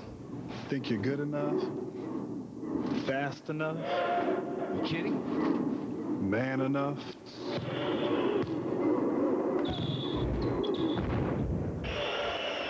Ever had Narcelux? No. Stay in school, kid. McDonald's Arch Deluxe. It's the burger with the grown-up taste. CBC television is on the World Wide Web. A new site. A new look. A wealth of information. A Canadian view of our world. It's true. It's from the North. It's strong. And it's free. What happened to my car?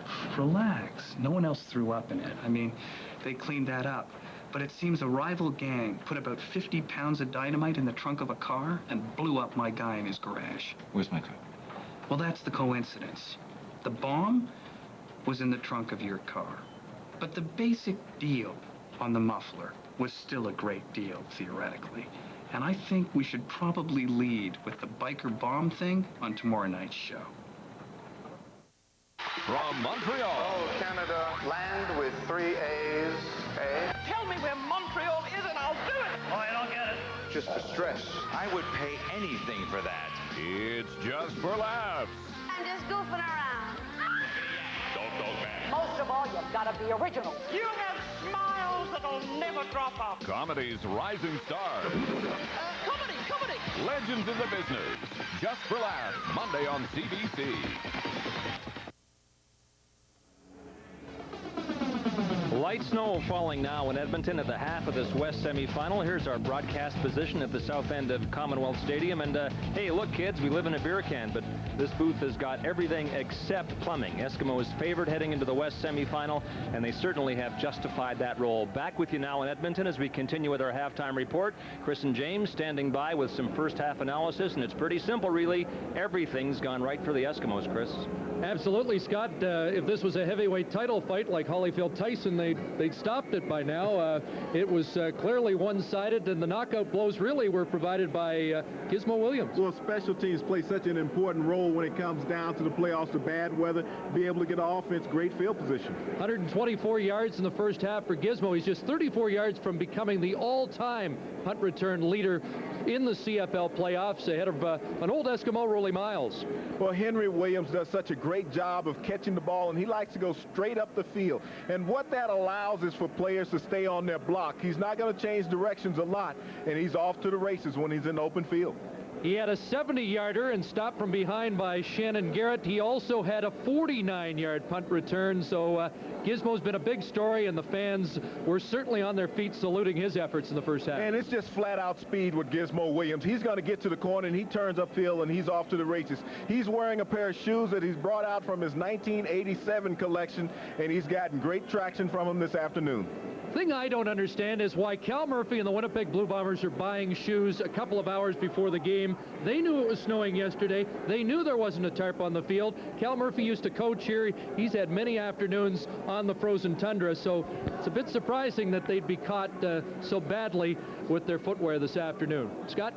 All right, Chris, the Eskimos lost to Winnipeg in 3 straight West semifinals from 83 through to 85. This is their first semifinal meeting of the 90s, and the Giz and his mates have decided not to follow the form chart of the 80s.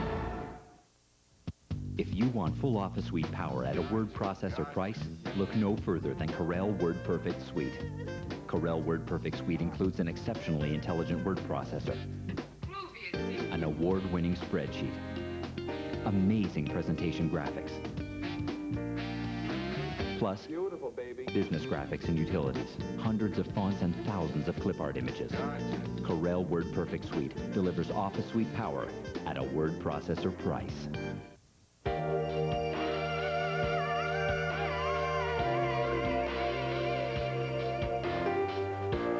Canada, come out and play. Wake up to a better day where everything's new, everything's right. The difference is like day and night. So get up and get on your way. Wake up to a brand new Hyundai. Get up and get on your way. Wake up to a brand new Hyundai. Wake up to a brand new Hyundai. Yeah. Wake up to a brand new Hyundai.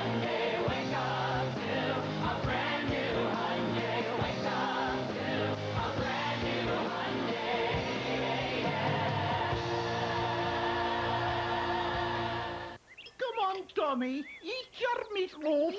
Yeah. Want to play airplanes with Mommy? I know you want to play outside. Here comes the little Tommy airplane. Does your meatloaf need perking up? Maybe all it needs is a pouch of Lipton onion soup mix.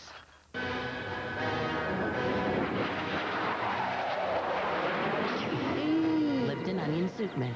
It could be that missing ingredient. If you want to talk to me, Michelle Wright. all the lines are open. Songs and secrets. I only want your happiness. Michelle Wright sizzles in her own 1-hour special. Yes, I want you to know the answer is yes. The answer is yes indeed. Michelle Wright, Songs and Secrets, November 17th at 8:30 in Newfoundland on CBC.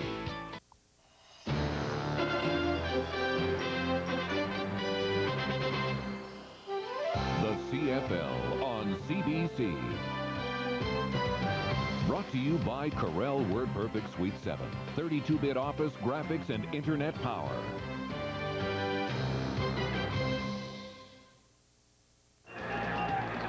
Well, how do you like this? The Sapunjas brothers got the tickets that Dave left for them. Dave Sapunjas, our game day analyst in this West Semi Final. David, adjustments are required by the Bombers in this second half, to say the least. What, if any, can they make that'll help? Well, I think they've made one. They're not kicking to the giz anymore, but they're going to have to take some chances. They're going to have to throw some long balls and probably get away from the running game and start throwing the ball a lot more. We were just told the referee went over and had a look at the bottom of Gizmo's shoes. Of course, staples are illegal. I don't know if that's what he was checking for, and apparently he's changed his shoes heading into the second half, but he really was a force in the first half, and they've got to find a way to stop him in the second. Absolutely, and I think one of the ways is you just don't kick the ball to him, which they've started to do, but he's changed his shoes, and those are legal pair. I'm sure he had a legal pair on the first half. Dave, a quick comment on the weather. We offered the theory earlier in the day that this could be the equalizer, but the reality, when you think about it, is the Eskimos love these kinds of conditions, and visiting teams, when they come to Commonwealth, worry about this weather. We have always struggled here. We lost 2 games here against Edmonton, and this field is always conducive to the Eskimos, and thank God that next week we're playing in McMahon Stadium, Calgary. And most likely against the Eskimos, barring divine intervention for the Bombers here in the second half, and now we're set for the final 30 minutes of regulation time. Here are Chris and James. Sean Fleming getting set to kick it off, and the Bombers will get the football to start this second half. And based on what we have seen activity-wise at the Bomber bench, it will be Reggie Slack to come in as the ball is kicked out of bounds. Not a deep kick, and a late flag. Not sure if that is just to signify the ball out of bounds or an extra hit over there. Somebody's been shaken up. I think it's the hit, the ball going out of bounds, but look like Darian Hagan is still down. Make that Reggie Pleasant. He's up now. Took a tremendous shot in going after that football on the sideline.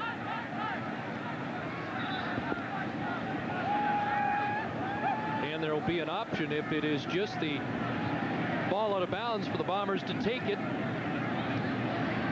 outside the 35 or get them to kick it off again. Well, it was Reggie Pleasant. He took a shot from Eric Gulliford, but if the Bombers are smart here, they'll take the ball and not worry about trying to chance another kickoff. With these terrible field conditions, you want to handle the ball at least as many times as possible. Don't know if you've ever been in a position of being down. Illegal kickoff. Edmonton number 11. Penalties declined. First down. They will take the ball where you anticipated they would, but down 30 at the half in a playoff game with the season on the line. How do you get up for the second half? Well, it's really not much you can do, but there's one constant. If you think about Reggie Slack, last year he set a CFL record for attempts in the game. He threw the ball 51 times versus Baltimore, so he has the ability to put it in the air. And he'll go right to work. Reggie Slack looking for Boyko, and Boyko has been their most reliable receiver so far. That's his 5th catch of the game, and a first down to start it off. Well, when you look at the first half stats, total domination by Edmonton, net yards 273, but the return yards by Gizmo Williams and Don Blair, 168 yards of field position for Edmonton's offense. That's 2.5 times what Winnipeg was able to muster offensively in the first half. They do start with a first down, and now Slack back to the air, and this one almost picked off Malcolm Frank couldn't squeeze it. He's had an outstanding year on the corner for the Eskimos, but strangely enough, no interceptions. He's thrown the goose egg out there. One of the things about that, though, is that he's such a good cover man, and he breaks on the ball. And he has 5 knockdowns on the season, but he hasn't come up with any interceptions, but they don't pick on him that often either. You see the bad footing by Slack in the pocket, and that's a problem. No follow-through. Ball at the Winnipeg 51, 2nd and 10. Here comes the rush. Slack got away, but the pass falls incomplete. He dodged Derek McCready, and then he was nailed in the act of throwing. And you know, Derek McCready's a very interesting story. Talking to players in the locker room, who was the most surprising player on their defense, and it was a hand-down vote for Derek McCready. They've been really impressed with his work ethic coming in. He's had an injury-plagued career, but he stepped into this defense, and he's blended right in, and he's been a great asset for Edmonton this season. So the Eskimos force the Bombers to punt. And Cameron just got it away. Ball bouncing down there, and Blair alertly gets on it to get the no yards call. Gerald Vaughn was in the vicinity. 33-yard punt by Cameron. Reggie Slack on the sideline. He hasn't been able to stay No yards. Winnipeg 13. First down. And get things going for Winnipeg on any long march, and that's something that the offense has to find a way to do. Pick up 3 or 4 first downs in a drive. Well, Slack's counterpart, Danny McManus, has been splendid this afternoon. Be interesting to see if they just try and grind it out here on the ground in the second half. It was a priority for them. Blunt, the ball carrier, and John Krapke with the tackle up at the 35. Gain of 4 to 5 yards for Eric Blunt. Well, this is a perfect opportunity for them to really establish their run. When you look at the Winnipeg linebackers, they've been totally ineffective this game. K.D. Williams had 102 tackles coming into this game. He has the bad forearm. Greg Clark is coming off a devastating hamstring injury, so his mobility is questionable. Blunt had 63 yards rushing in the first half. It's 2nd and 6, and McManus going outside, and the sure-handed Darren Flutie makes another catch, and another Eskimo first down. You know, he just rises to the occasion this time of the year. He really loves the cold weather and to play with when the game is on the line. And when you're playing for all the marbles, Darren Flutie has been able to take his game over 140 yards on average the last 3 playoff games. Darren Flutie needs one more 100-yard game in the playoffs to tie Rollie Miles and Brian Kelly for a record in that department. Here's Tony Burse, and Burse has been effective on the ground today. K.D. Williams finally brings the big fullback down. When you want to talk about being effective, you got to look at the big 5 guys up front for Edmonton. They're coming off the ball, they're keeping their feet, they're staying in their blocks, and that is the key. These Winnipeg defenders have not been able to shed these offensive linemen for Edmonton, and so they're 6 and 7 yards on every run. Ball at the Eskimo 52. It's 2nd and 2. And it's Burse again over midfield, and that'll move the chains. What this is doing right now with this running game is that it's setting up Danny McManus, so when he does want to pass the football, is that this Winnipeg defensive line cannot get off the ball and get a pass rush on him because they have to respect the run of Edmonton. You see the trouble at Snipes. Snipes led the CFL in sacks with 15 this season. He hasn't even been able to get across the line of scrimmage this afternoon. First down, McManus flipping it out over the head of Burse. Incomplete. And what Danny is telling Burse, you got to keep running, big guy, because I'm expecting you to go and I'm leading you on the play. You can't pull up short. This early in the season, Ron Lancaster was saying that Danny McManus, a very quiet guy. You talked about the fact he takes everything on himself. But it took a while for the offense to adjust to a guy who was not a hauler guy, not a not a field general in the way a Ron Lancaster was in his career. Most quarterbacks are. McManus very low key, but once everybody got accustomed to McManus, he's a guy that offenses love to play for. Here's Eddie Brown, and he dodges a tackle and up the sidelines for 5 more. But just back on to McManus, that's why BC Lions seemed to always respond when he came in at quarterback in that great playoff run 2 years ago. He's a guy who likes to give the accolades to his teammates, but he made a great point about his and Ronnie Lancaster's relationship. He said Ronnie is the first coach that he's ever had to play the same position that he's playing. So he has a better perspective of what Danny is looking at in the type of situations. Even when Danny has to throw an interception, his other coaches have not been through that scenario. 1st and 10 Eskimos now at the Winnipeg 42. And McManus straight back has Flutie, who is coming around on a reverse. The ball delivered incomplete. Right now, Edmonton's offense has this Winnipeg defense exactly where they want them. They've mixed the run and the pass very well. As you see Danny McManus making light of the situation. I should have had you. That's one that got away. But Danny McManus is enjoying himself. His offense has rallied around him. They've responded to his play calling, and he's been very effective. Tony Hill and the Bomber defense playing for some pride right now as they dig in on 2nd and 10 from the Bomber 42. McManus guns it. Eddie Brown is open. Jason Mallett trying to wrestle him down, but Eddie Brown with another big catch.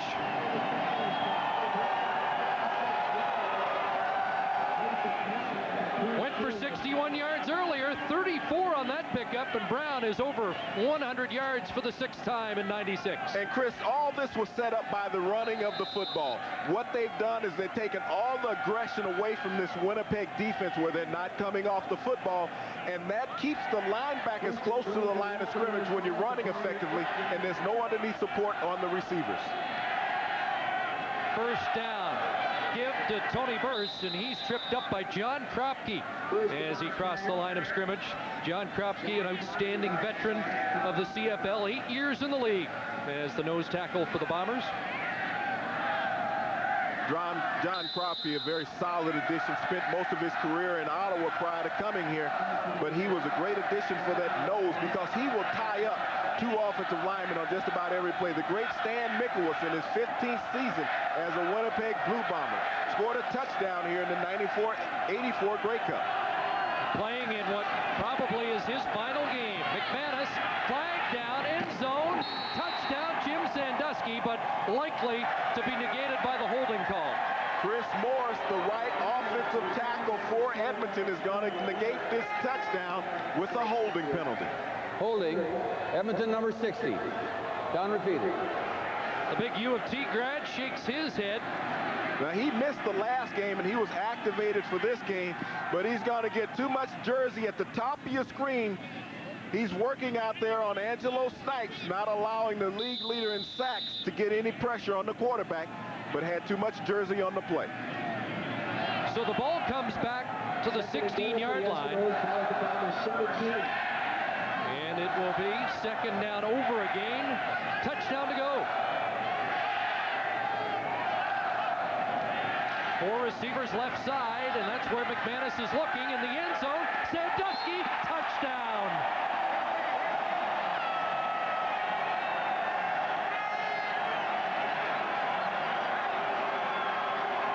Well, 2 guys that have historically raised their game during the playoffs team up again. McManus to Sandusky. That is Jim Sandusky's 3rd career playoff touchdown, but he did a job out there on the corner, turned him inside out. Great toss by McManus. Touchdown, Edmonton. The afternoon gets longer for Cal Murphy. Sandusky with a pair today. And Fleming on to add the extra point. And halfway through this 3rd quarter, 38-1 for Ron Lancaster's Edmonton Eskimos. McManus to Sandusky twice this afternoon. Like a rock. 6 World Series. 6 basketball seasons. 6 hockey playoffs, 6 football seasons, and just 1 tune-up after 160,000 kilometers. Vortec engines, one more reason to drive a Chevy truck. Chevy trucks. So you think you're ready for the pros? Think you're good enough? Fast enough? You kidding? Man enough?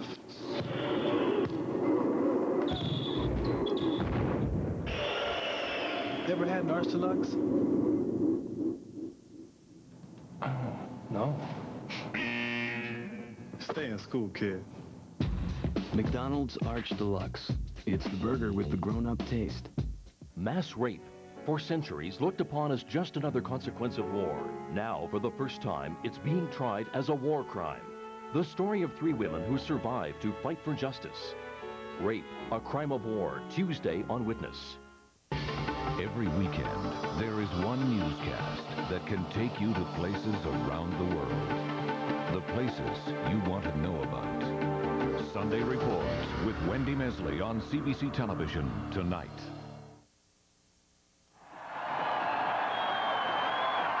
The Eskimos have had 3 short touchdown drives today, and this one they grounded out for 11 plays before McManus and Sandusky hooked up again. And Winnipeg's defensive line is just not getting any traction up front to put any pressure on Danny McManus, but Jim Sandusky did a marvelous job of running that post corner route for the 6.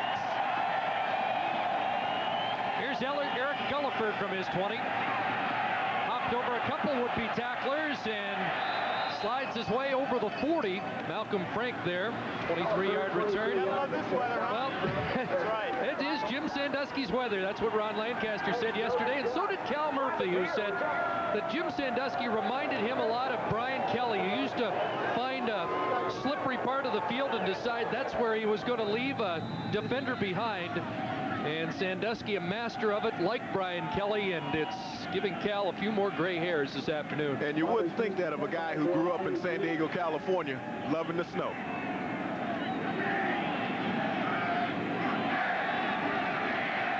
First down for Reggie Slack. Steps away from Benny Goods, and then Goods comes back to nail him. Well, he was sandwiched there. McCready was in, and Reggie is slow to get up. That's 5 quarterback sacks for the Eskimos sack pack this afternoon. And I don't think he's going to get up, but Derek McCready led the charge. You talk about a nose man. John Kropke, Derek McCready. You have to be able to collapse the pocket. Derek McCready tied up 2 Winnipeg offensive linemen, allowing Benny Goods to come around through the back door and pick up the sack on Slack. Love you. Kent's trying to get some heat on the sideline, saying hi to the family back home. Hey, Daddy, I love you. He's going to need to get that love out to his offensive line and get some protection from him.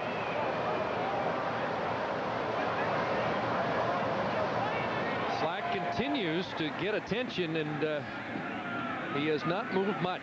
Boy, this Bomber team has been racked with injuries. They have not had the same receiving core for 2 consecutive games this year. They've gone through this quarterback problem throughout, and well, there was a time last week when it didn't look like they'd have one healthy quarterback. Now, he came in with a thumb injury. Can you tell me what that was again? That was the distal phalanx injury. Okay, the distal phalanx injury. But now I think he has a left hip injury. So that one's easy to get out.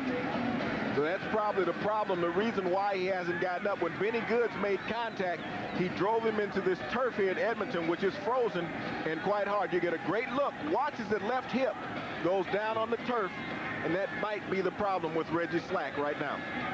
I'd rather have the distal phalanx than that. Than the gluteus max. And Austin loosening up again.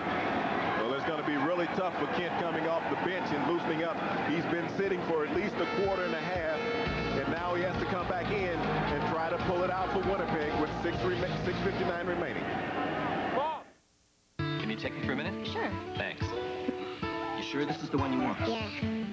Hey, he's adorable. You like him more than all the others? Yeah. We'll take him. And you're gonna walk him? I promise. All right. Oh, I'm sorry. We only take Visa. Oh, but this is all I have. I'm sorry. There you are. There he is! We'll take him. Used more often than any other card in the world. Visa. Come on, Elmo. Elmo? It's the only card you need.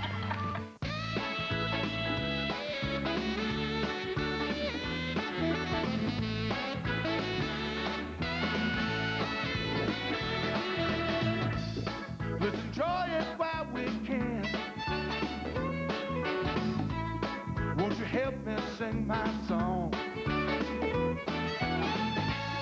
Would you lovers once again take the bright side of the road? Oh, yeah, yeah, yeah, yeah.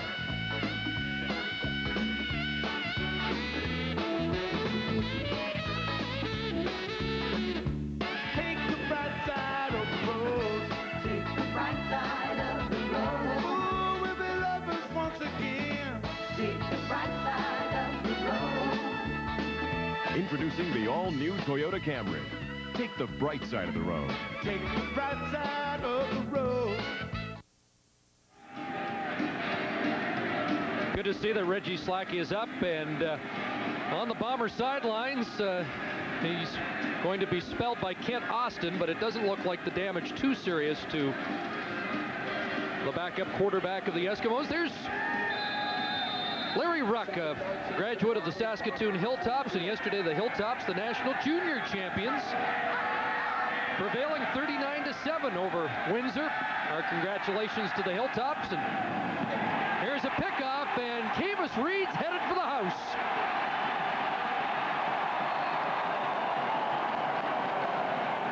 "45 yards for Camus Reed.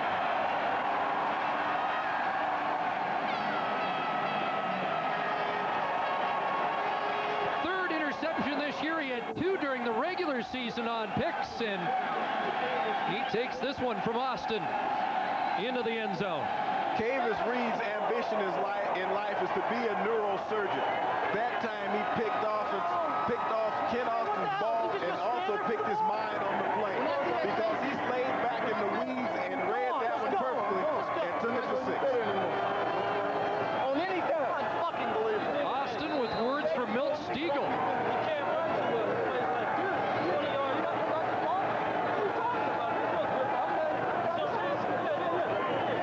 Well, a few weeks ago, there was a confrontation between Shannon Baker and Reggie Slack. No punches thrown on the sidelines, but clearly some heated words as the Bombers' unraveling continues. Well, I thought at one point during the game that it would be much easier for the quarterbacks to throw more inside the hash marks than throw towards the boundaries. When the receiver has to make that plant on this slippery surface, the footing is not that sure. And if you're leading more inside, it's just a natural progression in following the football. Camus Reed tied for second in the CFL in interceptions during the regular season with 7. Ran 2 back and has a 3rd touchdown in 96. Untouched to the end zone. Well, he had a clear lane, and that ball hung a long time going out in the flat. Gulliver tried to come back on it, but Reed had already got to the spot and picked it off. James, at first they said it was snow flurries, but I think more accurately we could say it's an avalanche here. It's a snowfall. If you look in the end zone on those tarps, it's sliding down. Gulliford from his 21. And Eric Gulliford, another decent return near the 45, puts the ball down and say it isn't so. I'm trying to think that ball was down. They're going to say he fumbled it, but looked like his bottom was down on the ground prior to fumbling. But Edmonton, once again, special teams with a big play and great field position for the offense. Green and gold have the football again. You'll get a good look as Gulliford is trying to change hands with the football. Right here, he's stripped by Darian Kagan. Great execution by Kagan, a former quarterback at the University of Colorado, and now a very solid defensive halfback. McManus stays in. He gives the ball to Tony Burst across the 40 and down to the Winnipeg 38. The highest highest scoring matchup between these two teams in their playoff history came in '84 at Winnipeg when the Blue Bombers thrashed the Eskimos 55-20 in a Western Semi. The year before, it was 49-22 for Winnipeg. Well, when you think about this Edmonton's offense, their last two games, they've really been on a roll. 45 points on the board already. Blunt on the second down carry got back to the line of scrimmage. Not much more. Clemens and Kropke converged, and it's third down. During the halftime, ran into Calgary's head coach Wally Buono out in the hallway. Now, he has to be concerned about this high-octane Edmonton offense today because he's going to have to face them next week in the Western Final. So he's here taking notes and charting what they're doing, and he's going to have to go back home and make some adjustments.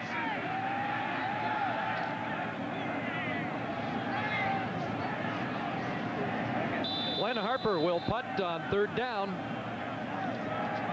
Third quarter of the Eskimos.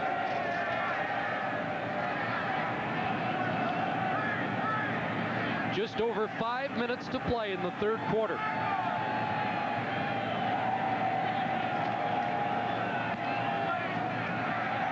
Harper angling that one. Gulliford let it bounce into the end zone, and it'll go out of touch for a single point. So the Eskimos add to their lead.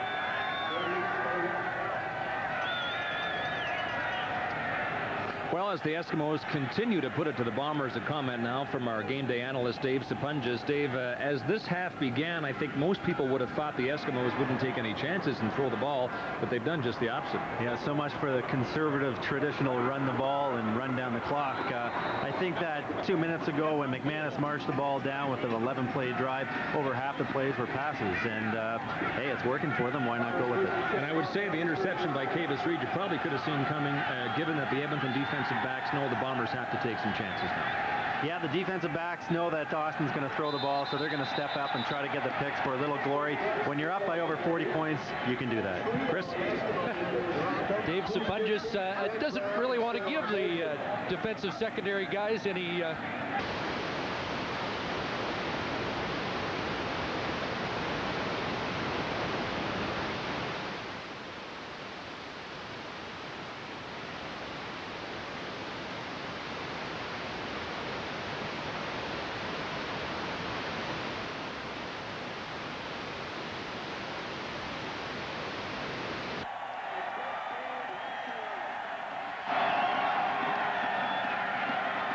You know, when you think about this Winnipeg offensive...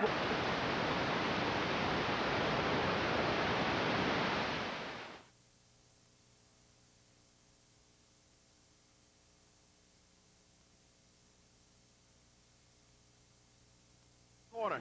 He just has a clear run to the quarterback, sack Edmonton. 13 for the Bombers, ball below 32. And so another punting situation for Bob Cameron. From the Bomber 32, Eddie Brown, the lone man back. Willie Pless went after that one. And on one hop, it's Brown. Couple stutter steps, and he's going to be nailed. That's Wade Miller. We talked about him in the first half, and he drops Eddie Brown for a loss on that punt return.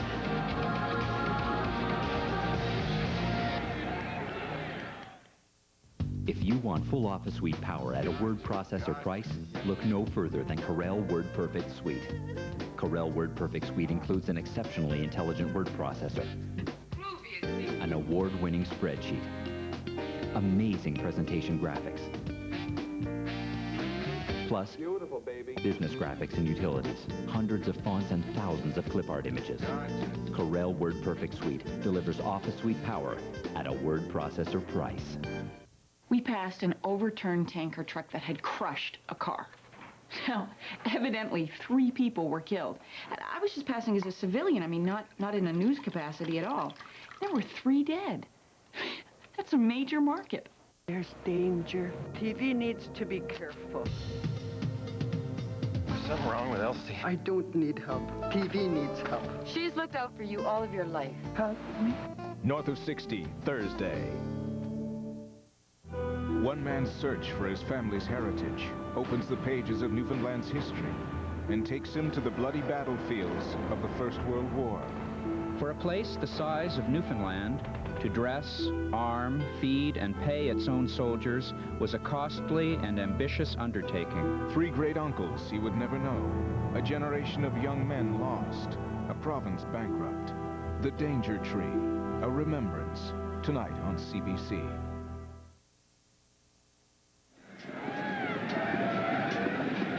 McManus has been a huge story this afternoon. 4 touchdown passes. The veteran Jim Sandusky with the pair. Eric Blunt has 1 through the air and 1 on the ground in this blowout. And Gizmo Williams really set the tone in the second quarter with 2 long punt returns to set up touchdowns. And the Bomber offense has yet to show up for this afternoon's game. Here's Eric Blunt. Straight up the middle from the 31 to the 36 for a pickup of 5. You saw Ron Lancaster there. They had a couple of weeks off, and yet he didn't give his players a few days off to go away on vacation. They stayed with their routine. They worked out last week as if they were playing a game, and he said, I'm a routine guy, and the routine worked. Well, you have to be consistent in this game. And, you know, when you have a guy with a system that he believes in, that's what he's going to stick with, and we've seen the effects of it this afternoon. Here's McManus looking downfield, overthrowing Jim Sandusky. Jim has an 8-year-old son, Rocky, who is at a point where he can really take in the game and gets excited about it. And Jim went through the entire season without a touchdown. And Rocky was getting a little uneasy about the lack of production from Dad, but he got a late touchdown in the season and 2 today. So Rocky's got to be the proudest guy in Edmonton right now at what Dad's done in this playoff game. Yeah, he can go to school tomorrow and say, my dad, coach / wide receiver, took 2 into the end zone, and you know he'll be a happy kid and telling all his friends about it tomorrow. He's probably somewhere in this snowbank here in Edmonton at the stadium. What's nice about it is Jim Sandusky's been a great receiver in this league for a long time, and he really sees what Dad can do here. Gulliford from his 35. And again, the Eskimos downfield coverage is swarming. Jed Roberts once again leading the way. Just a 3-yard return after the 39-yard punt. And the snow is falling even heavier at this point of the game. We'd like to salute the CBC guys out in the elements that are providing the pictures and seem to give us their best effort when these conditions are prevailing. And a lot of them were at the hockey game last night and had a much earlier call this morning than I did, so I'm particularly impressed with their efforts. Reggie Slack in, and he's going deep, and Basinger double teamed, and Davis Reed and Mobley were there to make sure Basinger wasn't going to get loose. Well, you know, in this type of conditions, I don't know if it's best for Slack to go up top.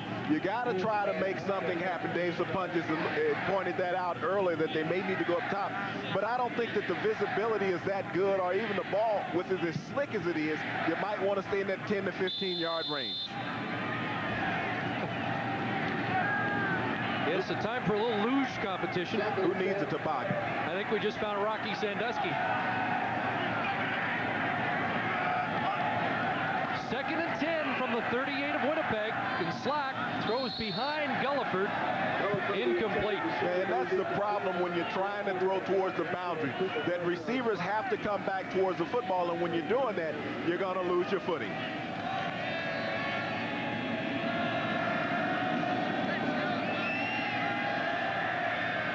We're looking for the biggest margin of victory in CFL playoff history, and it, surprisingly enough, involved the Winnipeg Blue Bombers just a short time ago, but they were on the other end of the score. Here's Gizmo, and he's off to the races again, puts the ball down, and the Bombers are on it. Greg Clark is on the football this time. And K.D. Williams came up with the big hit. K.D. has been a highlight player this season for Winnipeg. He hasn't been that effective this afternoon, but when the game seems to be a chance for them to make something big happen, he comes up with the big hit. You see him knock the ball out of Gizmo's hands, and his partner in crime, Greg Clark, comes up with the fumble recovery. And that elbow giving Williams trouble again.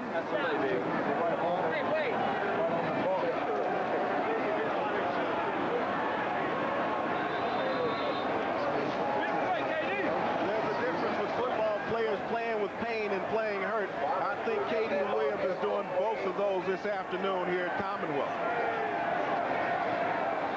Outstanding season, number 2 tackler in the league. And nobody provided more defensive highlights than number 44. Slap to Boyko. How about Alan Boyko today in a completely one-sided affair? Boyko has been a single shining light for the Winnipeg Blue Bombers. Well, every year they go into training camp thinking, hey, we can do better at this position, but Alan Boyko just keeps rising to the occasion. He has been noted over the years for having the best hands on this team. He had 27 receptions during the regular season, and he has another clutch reception here in this game. Plays particularly well against the Eskimos. His best game during the regular season was here. 3 catches, 98 yards, and now the Bombers trying to put it in. Slack with time. Gulliford can't hang on. Went up and had his hands on it. Couldn't bring it down. That one was a bit high, but that comes back to that thumb factor, where he has the damaged thumb, and the ball has a tendency to sail when you don't get a lot of tight spiralness on it, and that's what happened. The ball got wobbly and took off. He couldn't come up with the reception. Not sure if Kavis Reed doesn't get his hand on that. No, over the outstretched hand of Reed.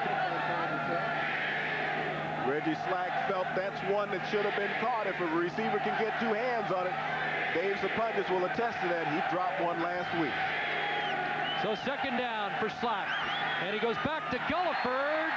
Incomplete, and the Bombers may argue about contact there, as that was a timing play defensively, and the ball falls incomplete. On the final play of the third quarter here, the Western Semi is a rout at Commonwealth Stadium.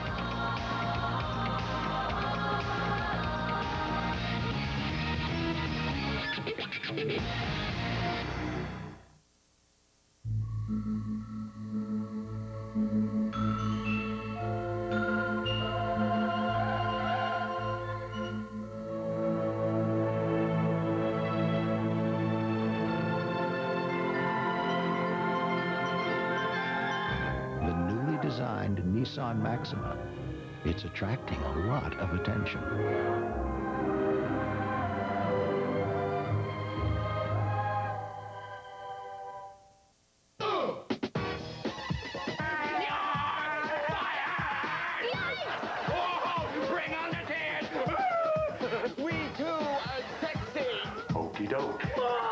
Oh, my. Yes, you're raising one for the penitentiary there.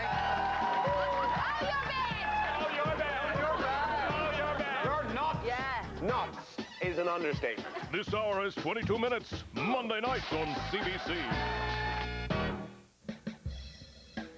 It's a way of life, it's the loss of a way of life. Closing fisheries is a problem felt by Canadians coast to coast. Bringing the story home. I didn't see a future in salmon, so I sold my license. The longer they keep the people of Newfoundland away from the fishery, away from cod fishing, eventually there'll be no inshore fishing allowed. The National. There was plenty of everything for 500 years. And through mismanagement, a lot of that stuff is gone. Television to call our own.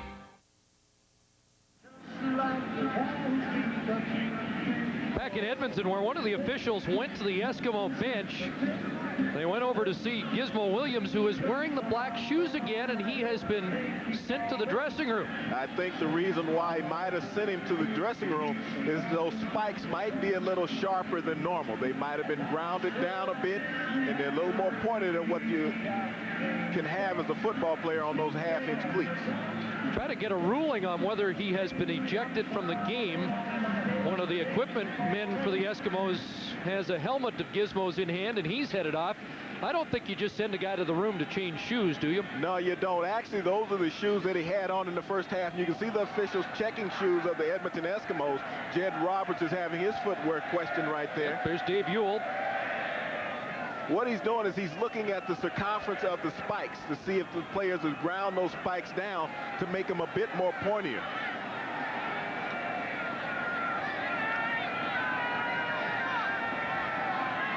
Cal Murphy.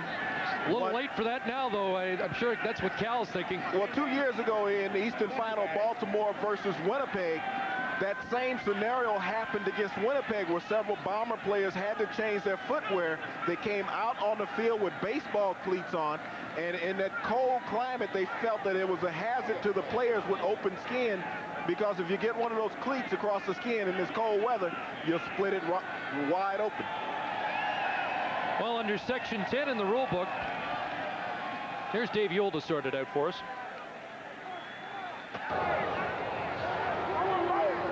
We have illegal equipment, 46 Edmonton, be a first down.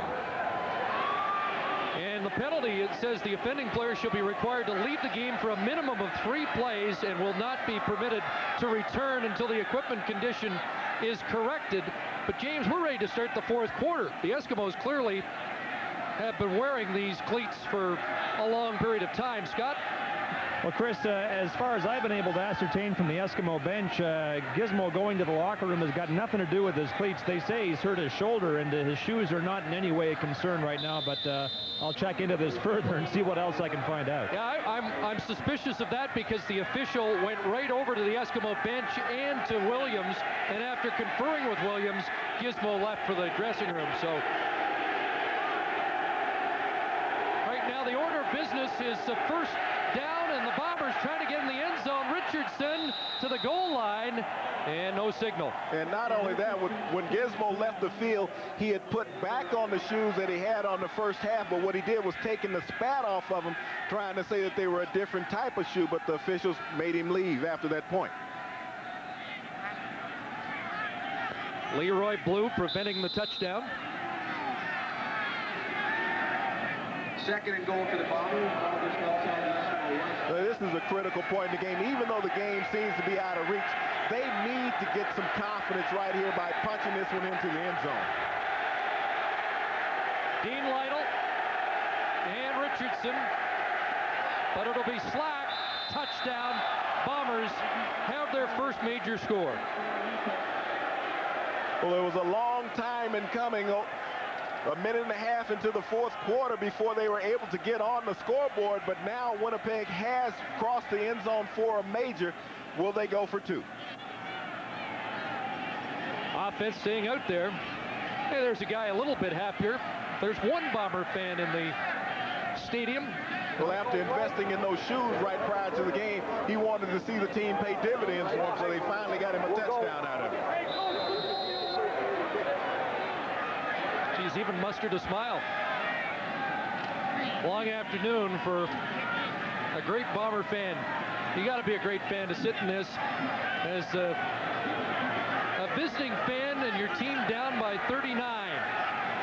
Slack will try and cut it by 2 into the end zone for Boyko, and it's picked off.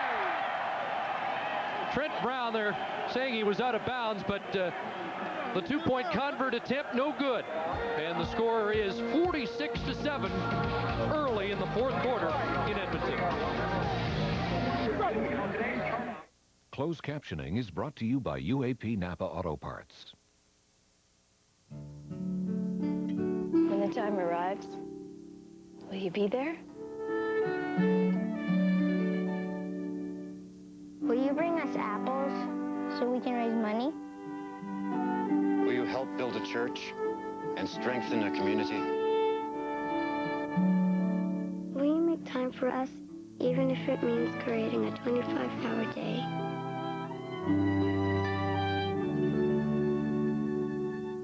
Dynamics is a specialist in emergency transportation. In some cases, we charter aircraft for our customers. Doesn't matter what it takes. This business is fast now, and it's just going to get faster.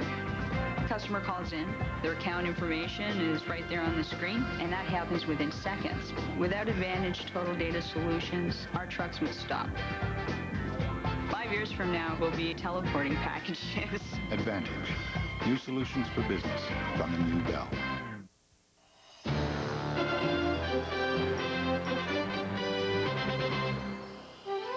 The CFL on CBC. Brought to you by the new Bell. We'll earn your business.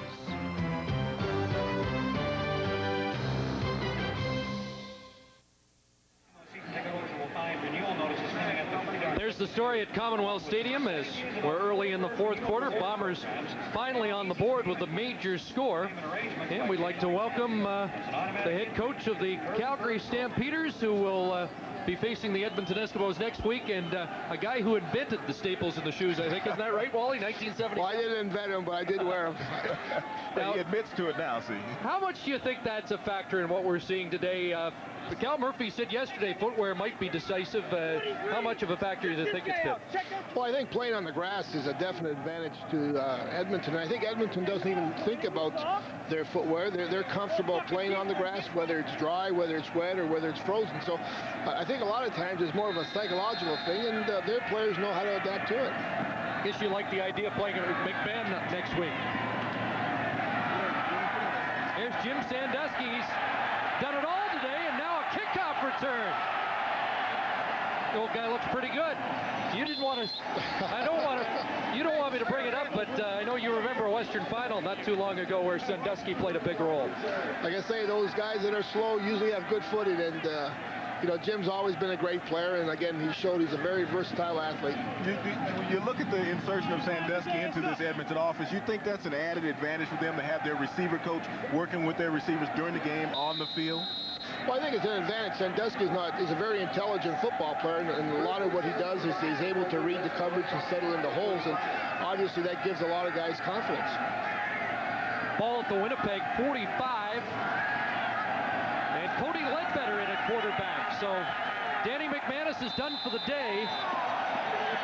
And Jay Hamilton with the carry as the Eskimos backup men are getting some work, and the celebration continues. And you remember Cody Ledbetter from a game at Commonwealth Stadium. We haven't seen a lot of him this year, but he was dramatic in that come-from-behind win against you here. Well, I thought for them that was the biggest psychological win, and I think it really helped them to get their season back on track. So you got to give Cody a lot of credit for that win. Does it cause you some concern the way that Edmonton has been able to establish the running game today? And that's something that all teams need when the weather's like this at this point in the season. Well, Edmonton's always been a good running team. It's got a lot to do with their offensive line. But, you know, that's something that we've always been able to stop. And, like I say, I think the conditions have a lot to do with it. Well, we didn't bring you up here just to talk about bad memories of the past. Talk about the way you prepared this week and how it will change now that you know who you'll be playing next week. Well, the thing, we went back to training camp for 3 days. We were in pads, and we basically just worked on the fundamentals of everything that we do, both offensively, defensively, and with our special teams. And what we wanted to do was do a better job of executing the things that we're doing. You see it today, Eskimos. Well, some of the Eskimos claiming who the best team in the league is. Mr. Buono's troops will have a lot to say about that next week. And, of course, the Argos and the Alouettes will decide the Eastern finalists for the Grey Cup. Ledbetter going to the air and throws over the middle. Tolbert slipped on the play, and it falls incomplete. Let me ask you the question most talked about in Calgary, and you know it's coming. Garcia Barrett. It's been a good combination, and we're going to keep it that way for next game. But like I say, we're fortunate to have two quality quarterbacks on our team. Well, you know, you think about what they've both been able to do. Jeff has done a fine job as a starter. You know, you've had the luxury of bringing Danny off the bench when he has struggled, and your players have been able to rally to that point. Do you prepare during the week for that type of scenario? Well, I think you prepare for the fact that you have two quality quarterbacks. They get pretty much the same amount of reps. And when you look at it, Jeff's been able to start, win 11 games. Danny came in as reliever and won 2, and that's why we're in first place. You could see the numbers for Garcia and McManus almost dead even on the year. I only wonder about Garcia in the recent weeks. Barrett has got so much momentum. Is he now looking over his shoulder? Are you concerned about a young guy looking over his shoulder at Barrett on the bench? No, I don't think Jeff feels that way. I know Danny's been very supportive of Jeff, and the whole idea is that Jeff gives us mobility. When you look at the passing stats, are pretty much the same, but when you look at the rushing, I think Jeff's close to 700 yards. And in the playoff games, mobility is going to be a big part of it. Wally, thanks for joining us. Good luck next week. Thank you. Wally Bono, general manager and head coach of the Calgary Stampeders.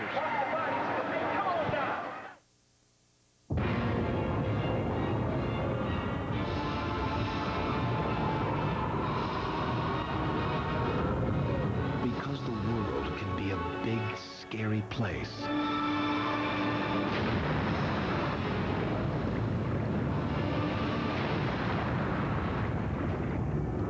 The Chevy Blazer with the exclusive driver control system.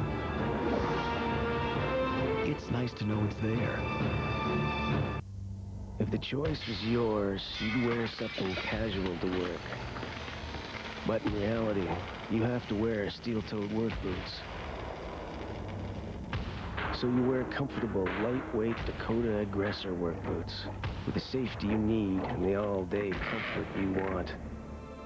So, when work's finished, you're not. Dakota Aggressor work boots for men and women only at Mark's Work Warehouse. They're not getting follow-up. It's a disaster. The sense of belonging is critical to our good health. I accept unknown risks. I've got nothing to lose at this point. You get a set of options on treatment, and you have to choose. It has certainly meant to me a new lease on life. We have not made enough progress. It's an intangible force that is very powerful. Your Guide to the Human Body. The Health Show, Wednesday night at 7.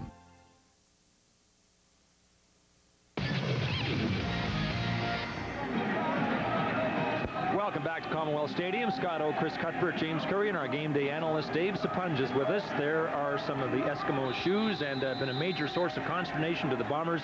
Several times in this game, they've asked the referee to go over and check the cleats of the Eskimos. The referee's responded. He's checked Gizmo Williams twice, and so far, the only Eskimo found to have illegal footwear was Malvin Hunter. He's changed those cleats, and the Eskimos got a penalty. The Giz, and the Eskimos want to be clear on this, has gone off because of a shoulder injury and is unlikely to return to this game. And so, Dave, if this was a battle of footwear, and in many ways it was, the Eskimos have won it hands down. No, absolutely, and it does come down to experience with their own field, that they know what to wear, and maybe a couple guys had some different shoes that maybe don't belong on their feet, but that's fine. I mean, you have to point out that Edmonton has played an extremely great game in all facets of it and have dominated right through. Okay, you look at this score, and it certainly is not all footwear.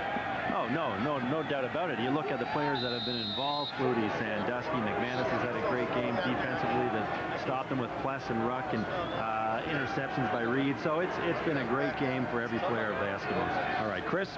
Okay, Scott, so Gizmo has been cleared of the charges from the booth, and we...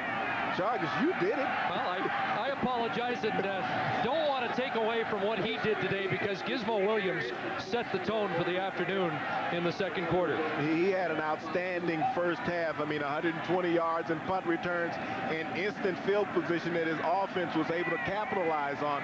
And when you have a short field and you're working in the red zone, you should come up with 6, and Danny McManus did.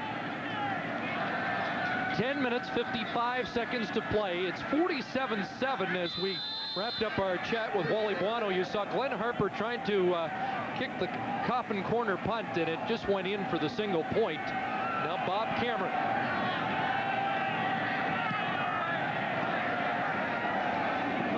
This one bouncing to Eddie Brown, and Brown upended in front of the Eskimo bench. Well, we talked earlier about some of the most lopsided scores in playoff history, and at the top of the list, a 48-point margin of victory for the Bombers over the Hamilton Tiger Cats 4 years ago. Well, you know, that Bomber team was a very powerful team, and they just came off of another Grey Cup appearance. But right now, this afternoon, this offense is nowhere in resemblance to what they had in the early 90s. This offense has only scored 31 touchdowns during the regular season. 3 teams in the league scored more than that just passing the football. Here's Ledbetter on the quarterback option, and Kropke wraps him up. You know, it's been a real long day for these Winnipeg defenders. They've been out there a long time this afternoon, and they really haven't been able to stop this Edmonton offense. They have a lot of second liners in right now. This is very valuable experience for a young Cody Ledbetter, who has had sparse playing time this season. Eskimos have the ball at the 53 of Edmonton. There's Stan Mikowas in what is likely the final game of a great 15-year career. Punt out of the backfield, drops the football, and it'll be 3rd down. You know, Stan Mikowas' most memorable moment probably as a professional football player came on a day such as this in the 1984 Grey Cup, when he picked up a fumble return by Hamilton and rumbled all the way back. They had an hourglass keeping time on him getting to the end zone, but he took it into the end zone for a touchdown. One of his great moments in his great 15-year career.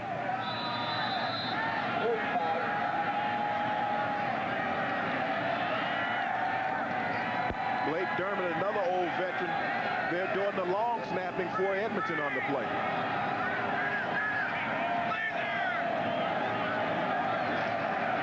Glenn Harper. And this is Basinger. Raymond Basinger. Pretty good return. And it's now getting harder to see the yardage. Maurice Miller brings him down. Looks like around the 40.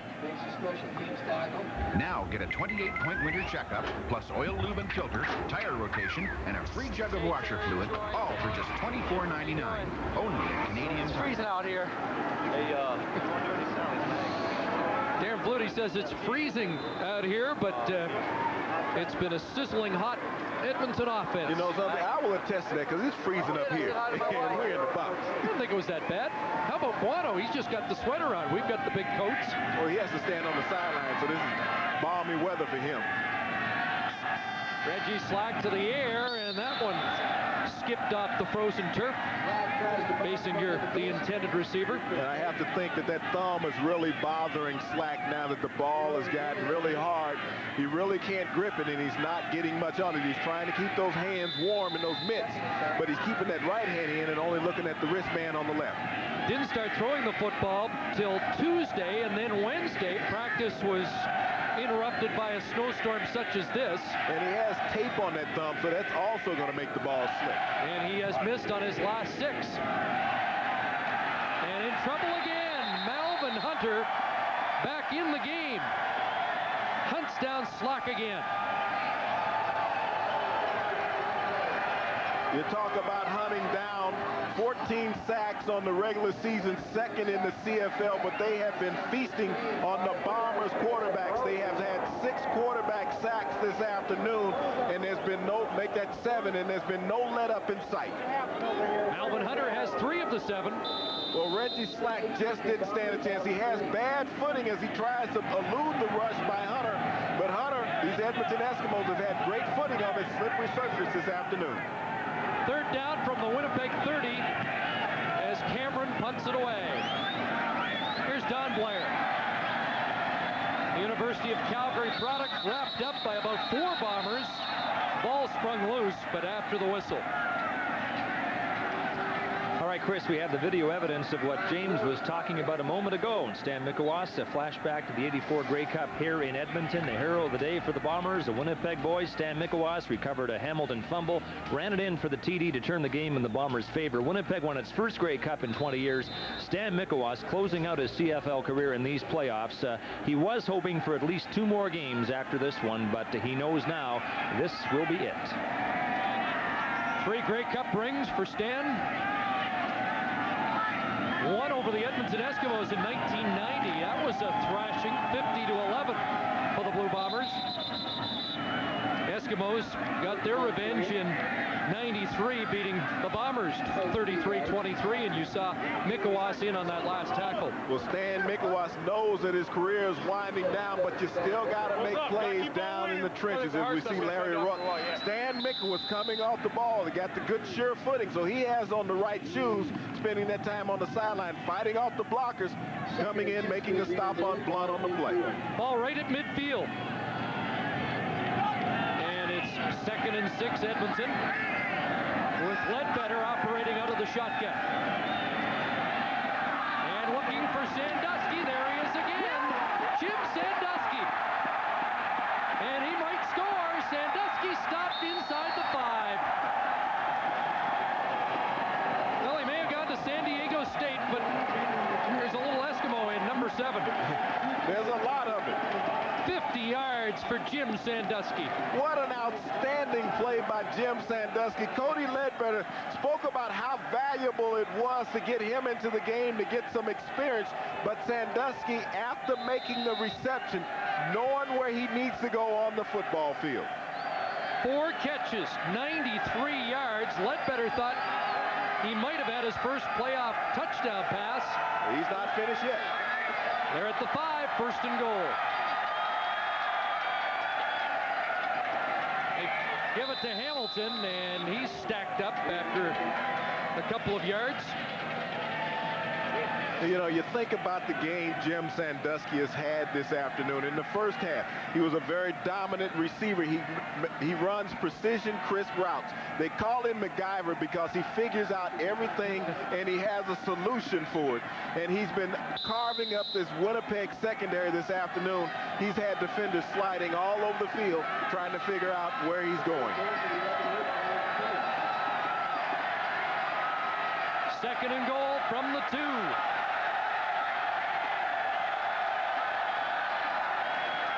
Ledbetter keeps. Sandusky has the hat trick. 3 touchdowns for Jim Sandusky.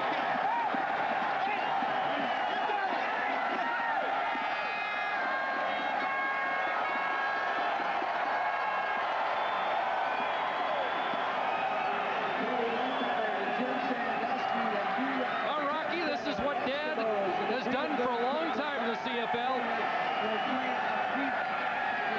And Cody Ledbetter has his first CFL playoff touchdown, and Jim Sandusky with the hat trick on this Sunday afternoon in Edmonton. Hat trick, is that a hockey game or something? Well, it's icy out there. I get your point. Well, Jim Sandusky has put on quite a display. And it's now 54-7 for the Eskimos. Dynamics is a specialist in emergency transportation.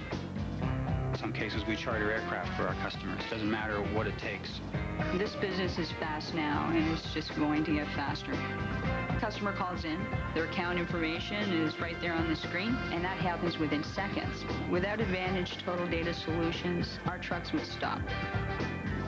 5 years from now, we'll be teleporting packages. Advantage. New solutions for business from the new Bell.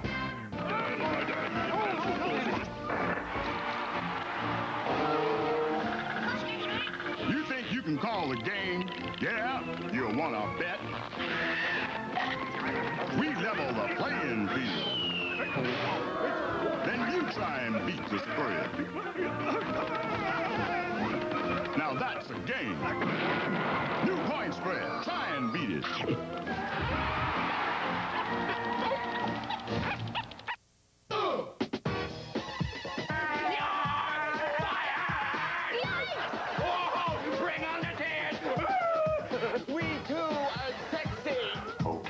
Oh, my. Yes, you're raising one for the penitentiary there.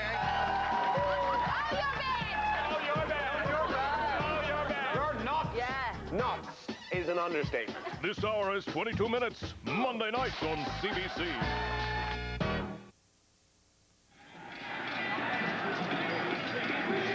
That says it all, doesn't it? The snow in the background, 54-7. It has been a A long afternoon for the Winnipeg Blue Bombers. It has been a tough day, and I think when they come out to... Course number 1, all right. When it comes down to handing out game balls after this game, there's 3 people that are going to have to be in line for game balls, and they're all coaches. Greg Newhouse, the defensive coordinator. Tom Higgins, the special team coach. Jim Sandusky, the receiver coach. Dwayne Mandrusiak, the equipment guy and shoe specialist. 4 of them. Here's Gulliford, and Gulliford wrestled to the turf at the 30-yard line. Montreal earlier today, 22-11 winners over the Hamilton Tiger Cats. That's going to be a great Eastern final. Montreal and Toronto. Well, you know, you think about the East and the West. You have the best 4 teams remaining in the CFL, and that's the way that it should play out. You look at Montreal, they've been a very dominant team as the season has progressed on. That offense had got healthy. Tracy Ham missed the first 3 or 4 games of the season with a back injury, but the team has responded after building a new franchise in Montreal, and they've gotten on a roll, 12 regular season wins. 4:42 left in this one. And you look back at the Western Finals in the 90s, and they have been dominated by matchups between Calgary and Edmonton. Reggie Slack over the middle, picked off. Glenn Rogers Jr., and he is going to score. Touchdown, Edmonton. And the avalanche continues. And as they say, you can put that one in the bank, in the snowbank.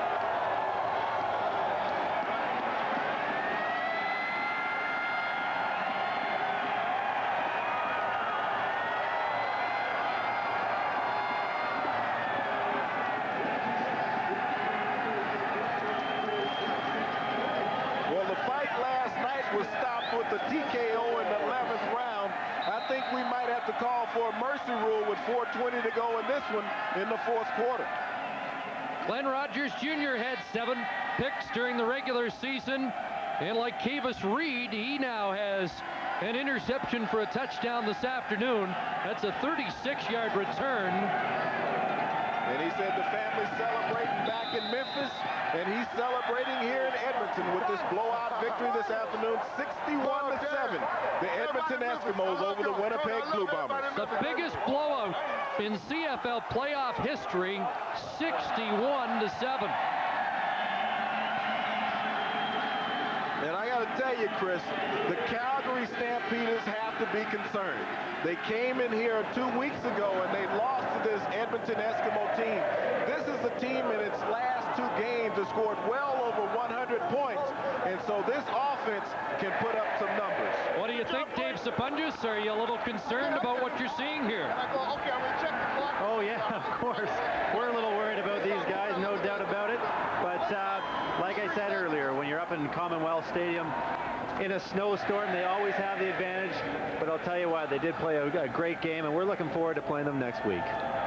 It will be the 6th Western Final in the 90s between Calgary and Edmonton. And the Stampeders have won 3, the Eskimos the other 2, and there have been some beauties.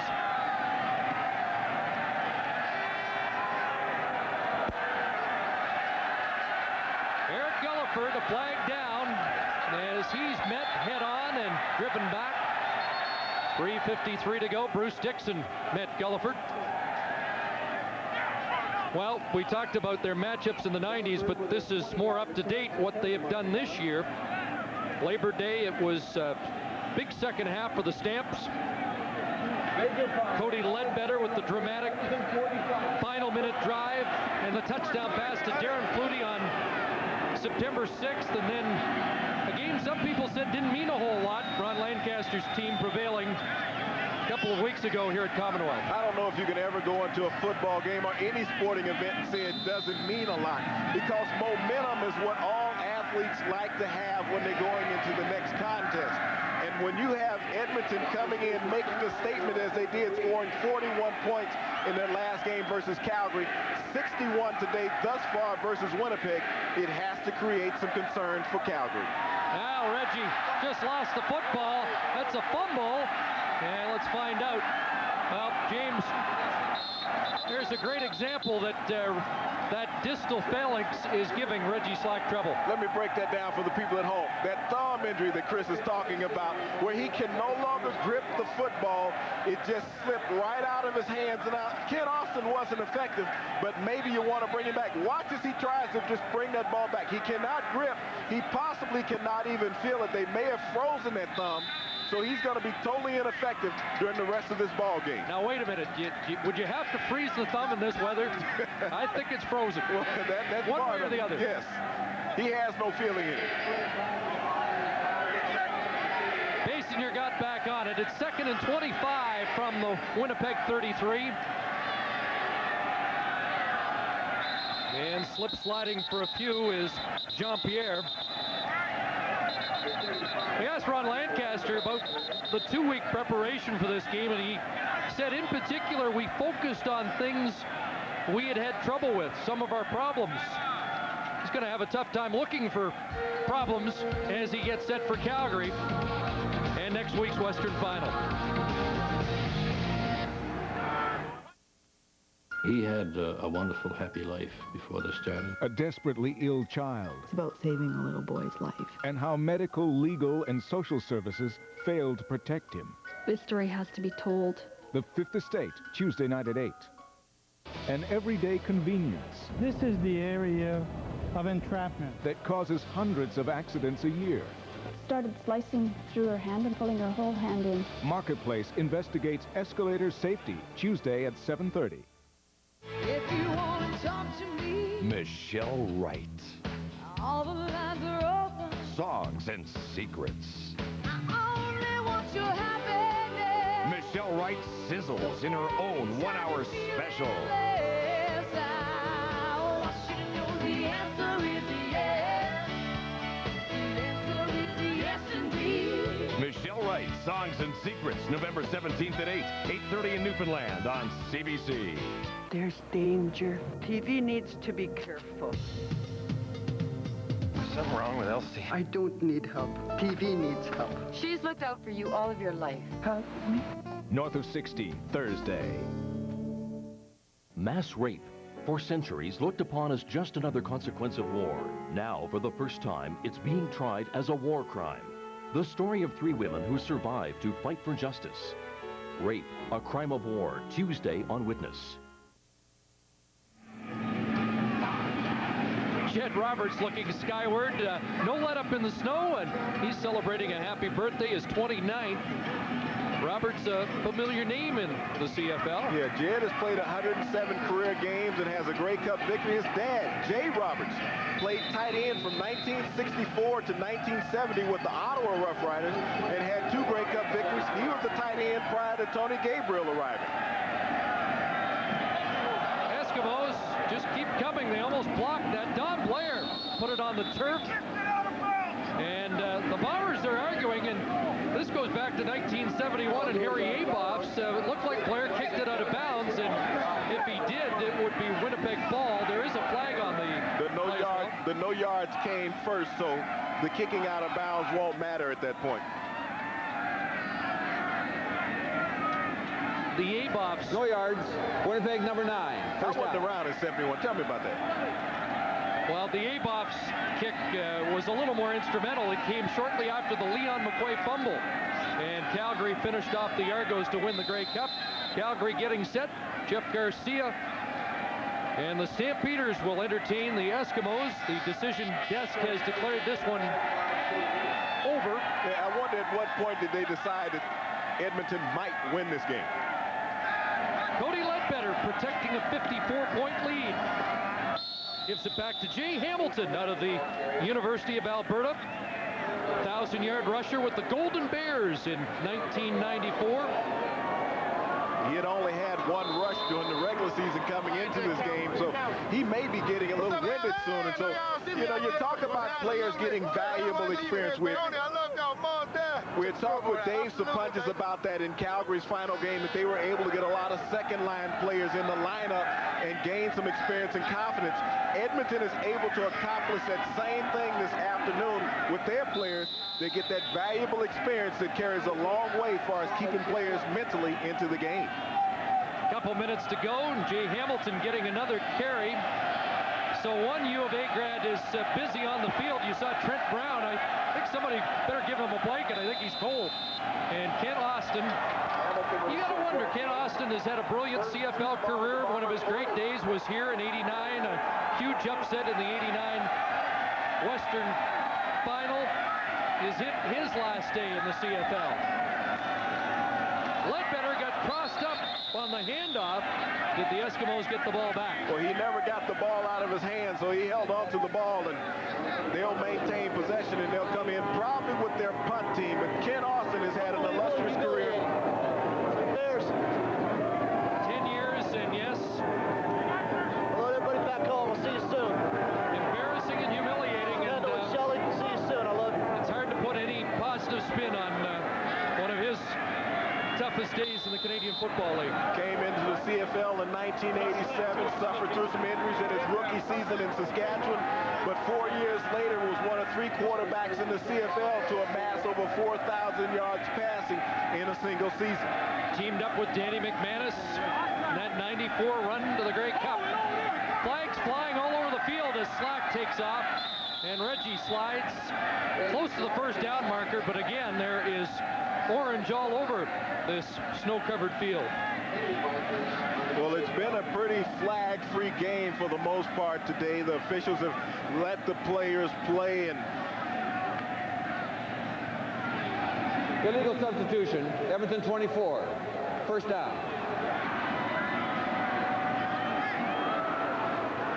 Davis Reed came in a bit too late after the ball had been signaled in play.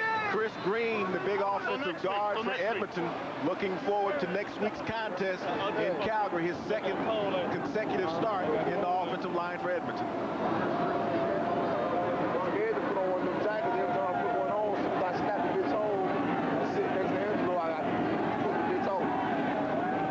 Now, weather like this, you can wear that face mask. Extra warmth. Galliford deep. Now you're going to get on Rob Waldrop all over again because he had the toque on a few weeks ago. Like I told you, the kid played at Arizona. Anything below 90 degrees, he had on the full metal jacket, you know. Now, Rob Waldrop, we've mentioned it before. We kid him about the toque a few weeks ago here on a Western swing, but he'll be under the dome next week against the Montreal Alouettes, hoping to continue what's been a brilliant season for him and the Argonauts. Under the big top, and that's going to be a very exciting game. You got the 2 best teams in the Eastern Conference. Doug Flutie looking for his 5th most outstanding player in the CFL. Slack wide open. Alan Boyko.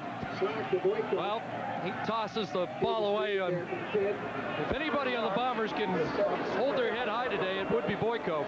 He's done a fine job. Get back to that story. Tracy Ham led the CFL in efficiency. So you're looking at 2 of the best quarterbacks in the CFL in that matchup.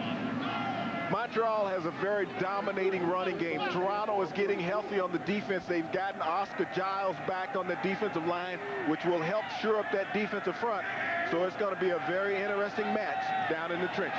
100-yard game for Alan Boyko. Here's a pass picked off. This is Mobley. Is he going to go? Slack's the only man. Now Dean Lytle trying to get back. Check that. That's Rogers. Glenn Rogers Jr. with the interception.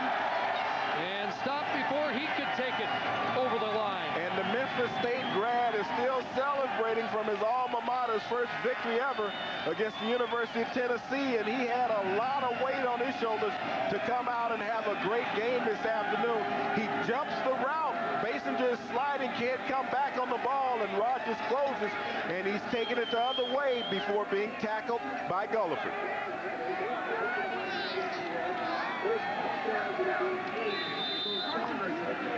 57 yards on the return for Glenn Rogers Jr. Second of the game. And a standing ovation for the Eskimos defense as they leave the field. Under a minute to go. And Jay Hamilton plows down. Ball was on the 15, and it looks like Hamilton got to the 10. Again, the markers obliterated by the snow. I need to. Hey. You got me on? Dad. Mom, I love y'all. This game for my granddaddy. He passed last week. That's my granddad. He's in heaven. I love him. Interception for Mom and interception for Granddad. Glenn Rogers Jr. A big afternoon. Second down, Ledbetter keeping it, and they'll track him down behind the line as Angelo Snipes brings Ledbetter to the turf. Charlie Clements was hot in pursuit. Third down, and the fans, those that are left here in the snowstorm, want the Eskimos to go for it. Blake Dermott getting a chance to get in some reps. They signed Blake this week as an insurance policy. He had retired at the end of last season, but he's back in and he's taking some snaps in familiar territory, the playoffs with the Eskimos. I'm curious here. They've got Malcolm Frank in the game as a wideout, spotting Jim Sandusky. And they're going for it. Hand up straight off the middle, and Hamilton will score. Flag down. Jay Hamilton in the end zone, but there is a flag down. We're going to get roughing the passer on Angelo Snipes. The touchdown will stand for Jay Hamilton, his first professional touchdown, as Cody Ledbetter threw his first professional touchdown pass in a playoff game. Jay Hamilton will score. Unnecessary roughness. Winnipeg 91. Penalty applied on the kickoff. Jay Hamilton came into the game with one CFL carry for -3 yards. You'll get a shot at the penalty. This is totally unnecessary and nothing but frustration by Angelo Snipes to take a shot like that on the young quarterback Ledbetter. But that's why you need to take your starters out of the game. You think about it, this was Danny McManus, and a shot like that was being taken on Danny McManus late in a blowout game like that, and you lose your starting quarterback going into the Western Final, it would be totally devastating. Apparently the Eskimos not shy about putting a few extra points on the board. Time is out here, and the convert made by Sean Fleming. And this is one for the history books. Jay Hamilton with the last touchdown of a thorough thrashing. Cal Murphy waves across. His season's done. The Eskimos are going on to the Western Final against Calgary.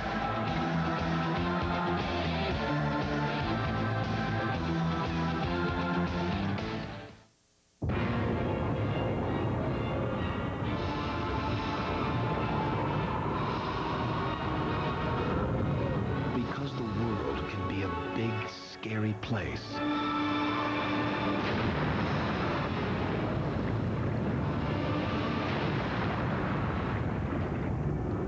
The Chevy Blazer with the exclusive driver control system.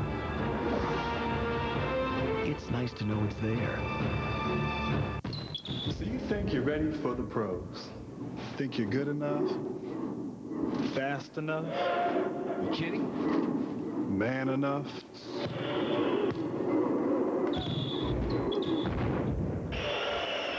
Ever had Narcelux? Oh, no. Stay in school, kid. McDonald's Arch Deluxe. It's the burger with the grown-up taste.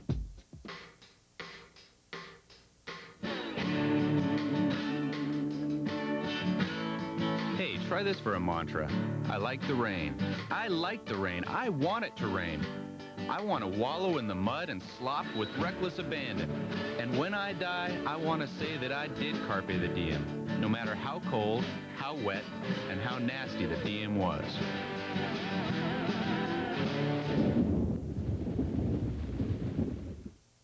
If your kids could call home right now, what would they say? Hi, Mom. Hi, Dad. Hi, Nikki. I love you, and don't even think of touching my hair. I'll be home soon. I've got lots of laundry. Love you both. Send money. Hi, it's me. I can't sleep again. With a Bell Call Me card, they'll call home more often because you give them the card and pay for their calls. Give the card, get the calls. We always kiss at the end. We always look. Bye. Bye, Mom. Bye, Dad. New ways to hear about all the little things from the new Bell.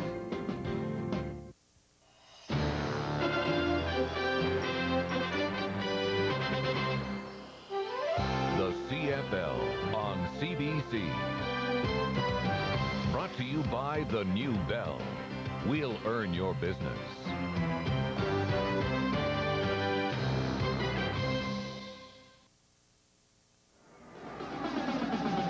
Well, the Eskimos are on their way to an all-Alberta West Division final. They've got an appointment in Calgary after a blowout win of the Bombers at Commonwealth Stadium. For Winnipeg fans, we regret to say this was an accurate reflection of the game. Dave Sapungis, how about the Eskimos? They're on all cylinders right now. They did nothing wrong today, and they're very deserving, of course, to be in the Western Final, and so are we, so it's going to be a great matchup next weekend. Now, are you at all worried? Because some of the Eskimos just came over here and pounded on the window of our booth to say, you're next. You got to be concerned about how well this team's playing. Oh, absolutely. I mean, of course we have to be concerned about them. We've lost to them twice this year. We've only beaten them once, and we're concerned about it, but we're also very confident. We finished the season off extremely well, and I'm looking forward to it. Impossible to pick a turning point in this game, and I think even the worst enemies of the Bombers would have to feel sorry for them today. Yeah, the Bombers came out, and I mean, maybe they weren't as prepared as they thought. Obviously they weren't, and they played a disappointing game, and for some of the guys that it's their final game of their career, I'm sure they're pretty down about it.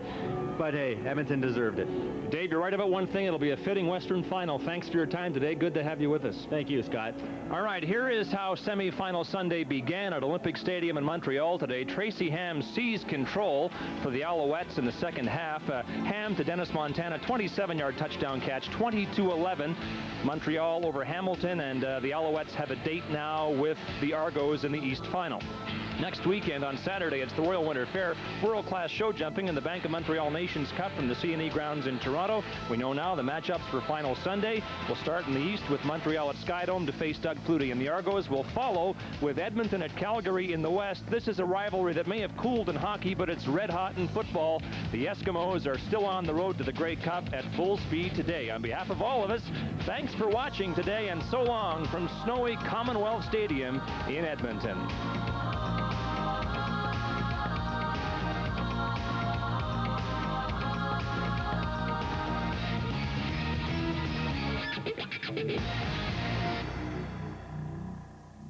We'll get to that in a second.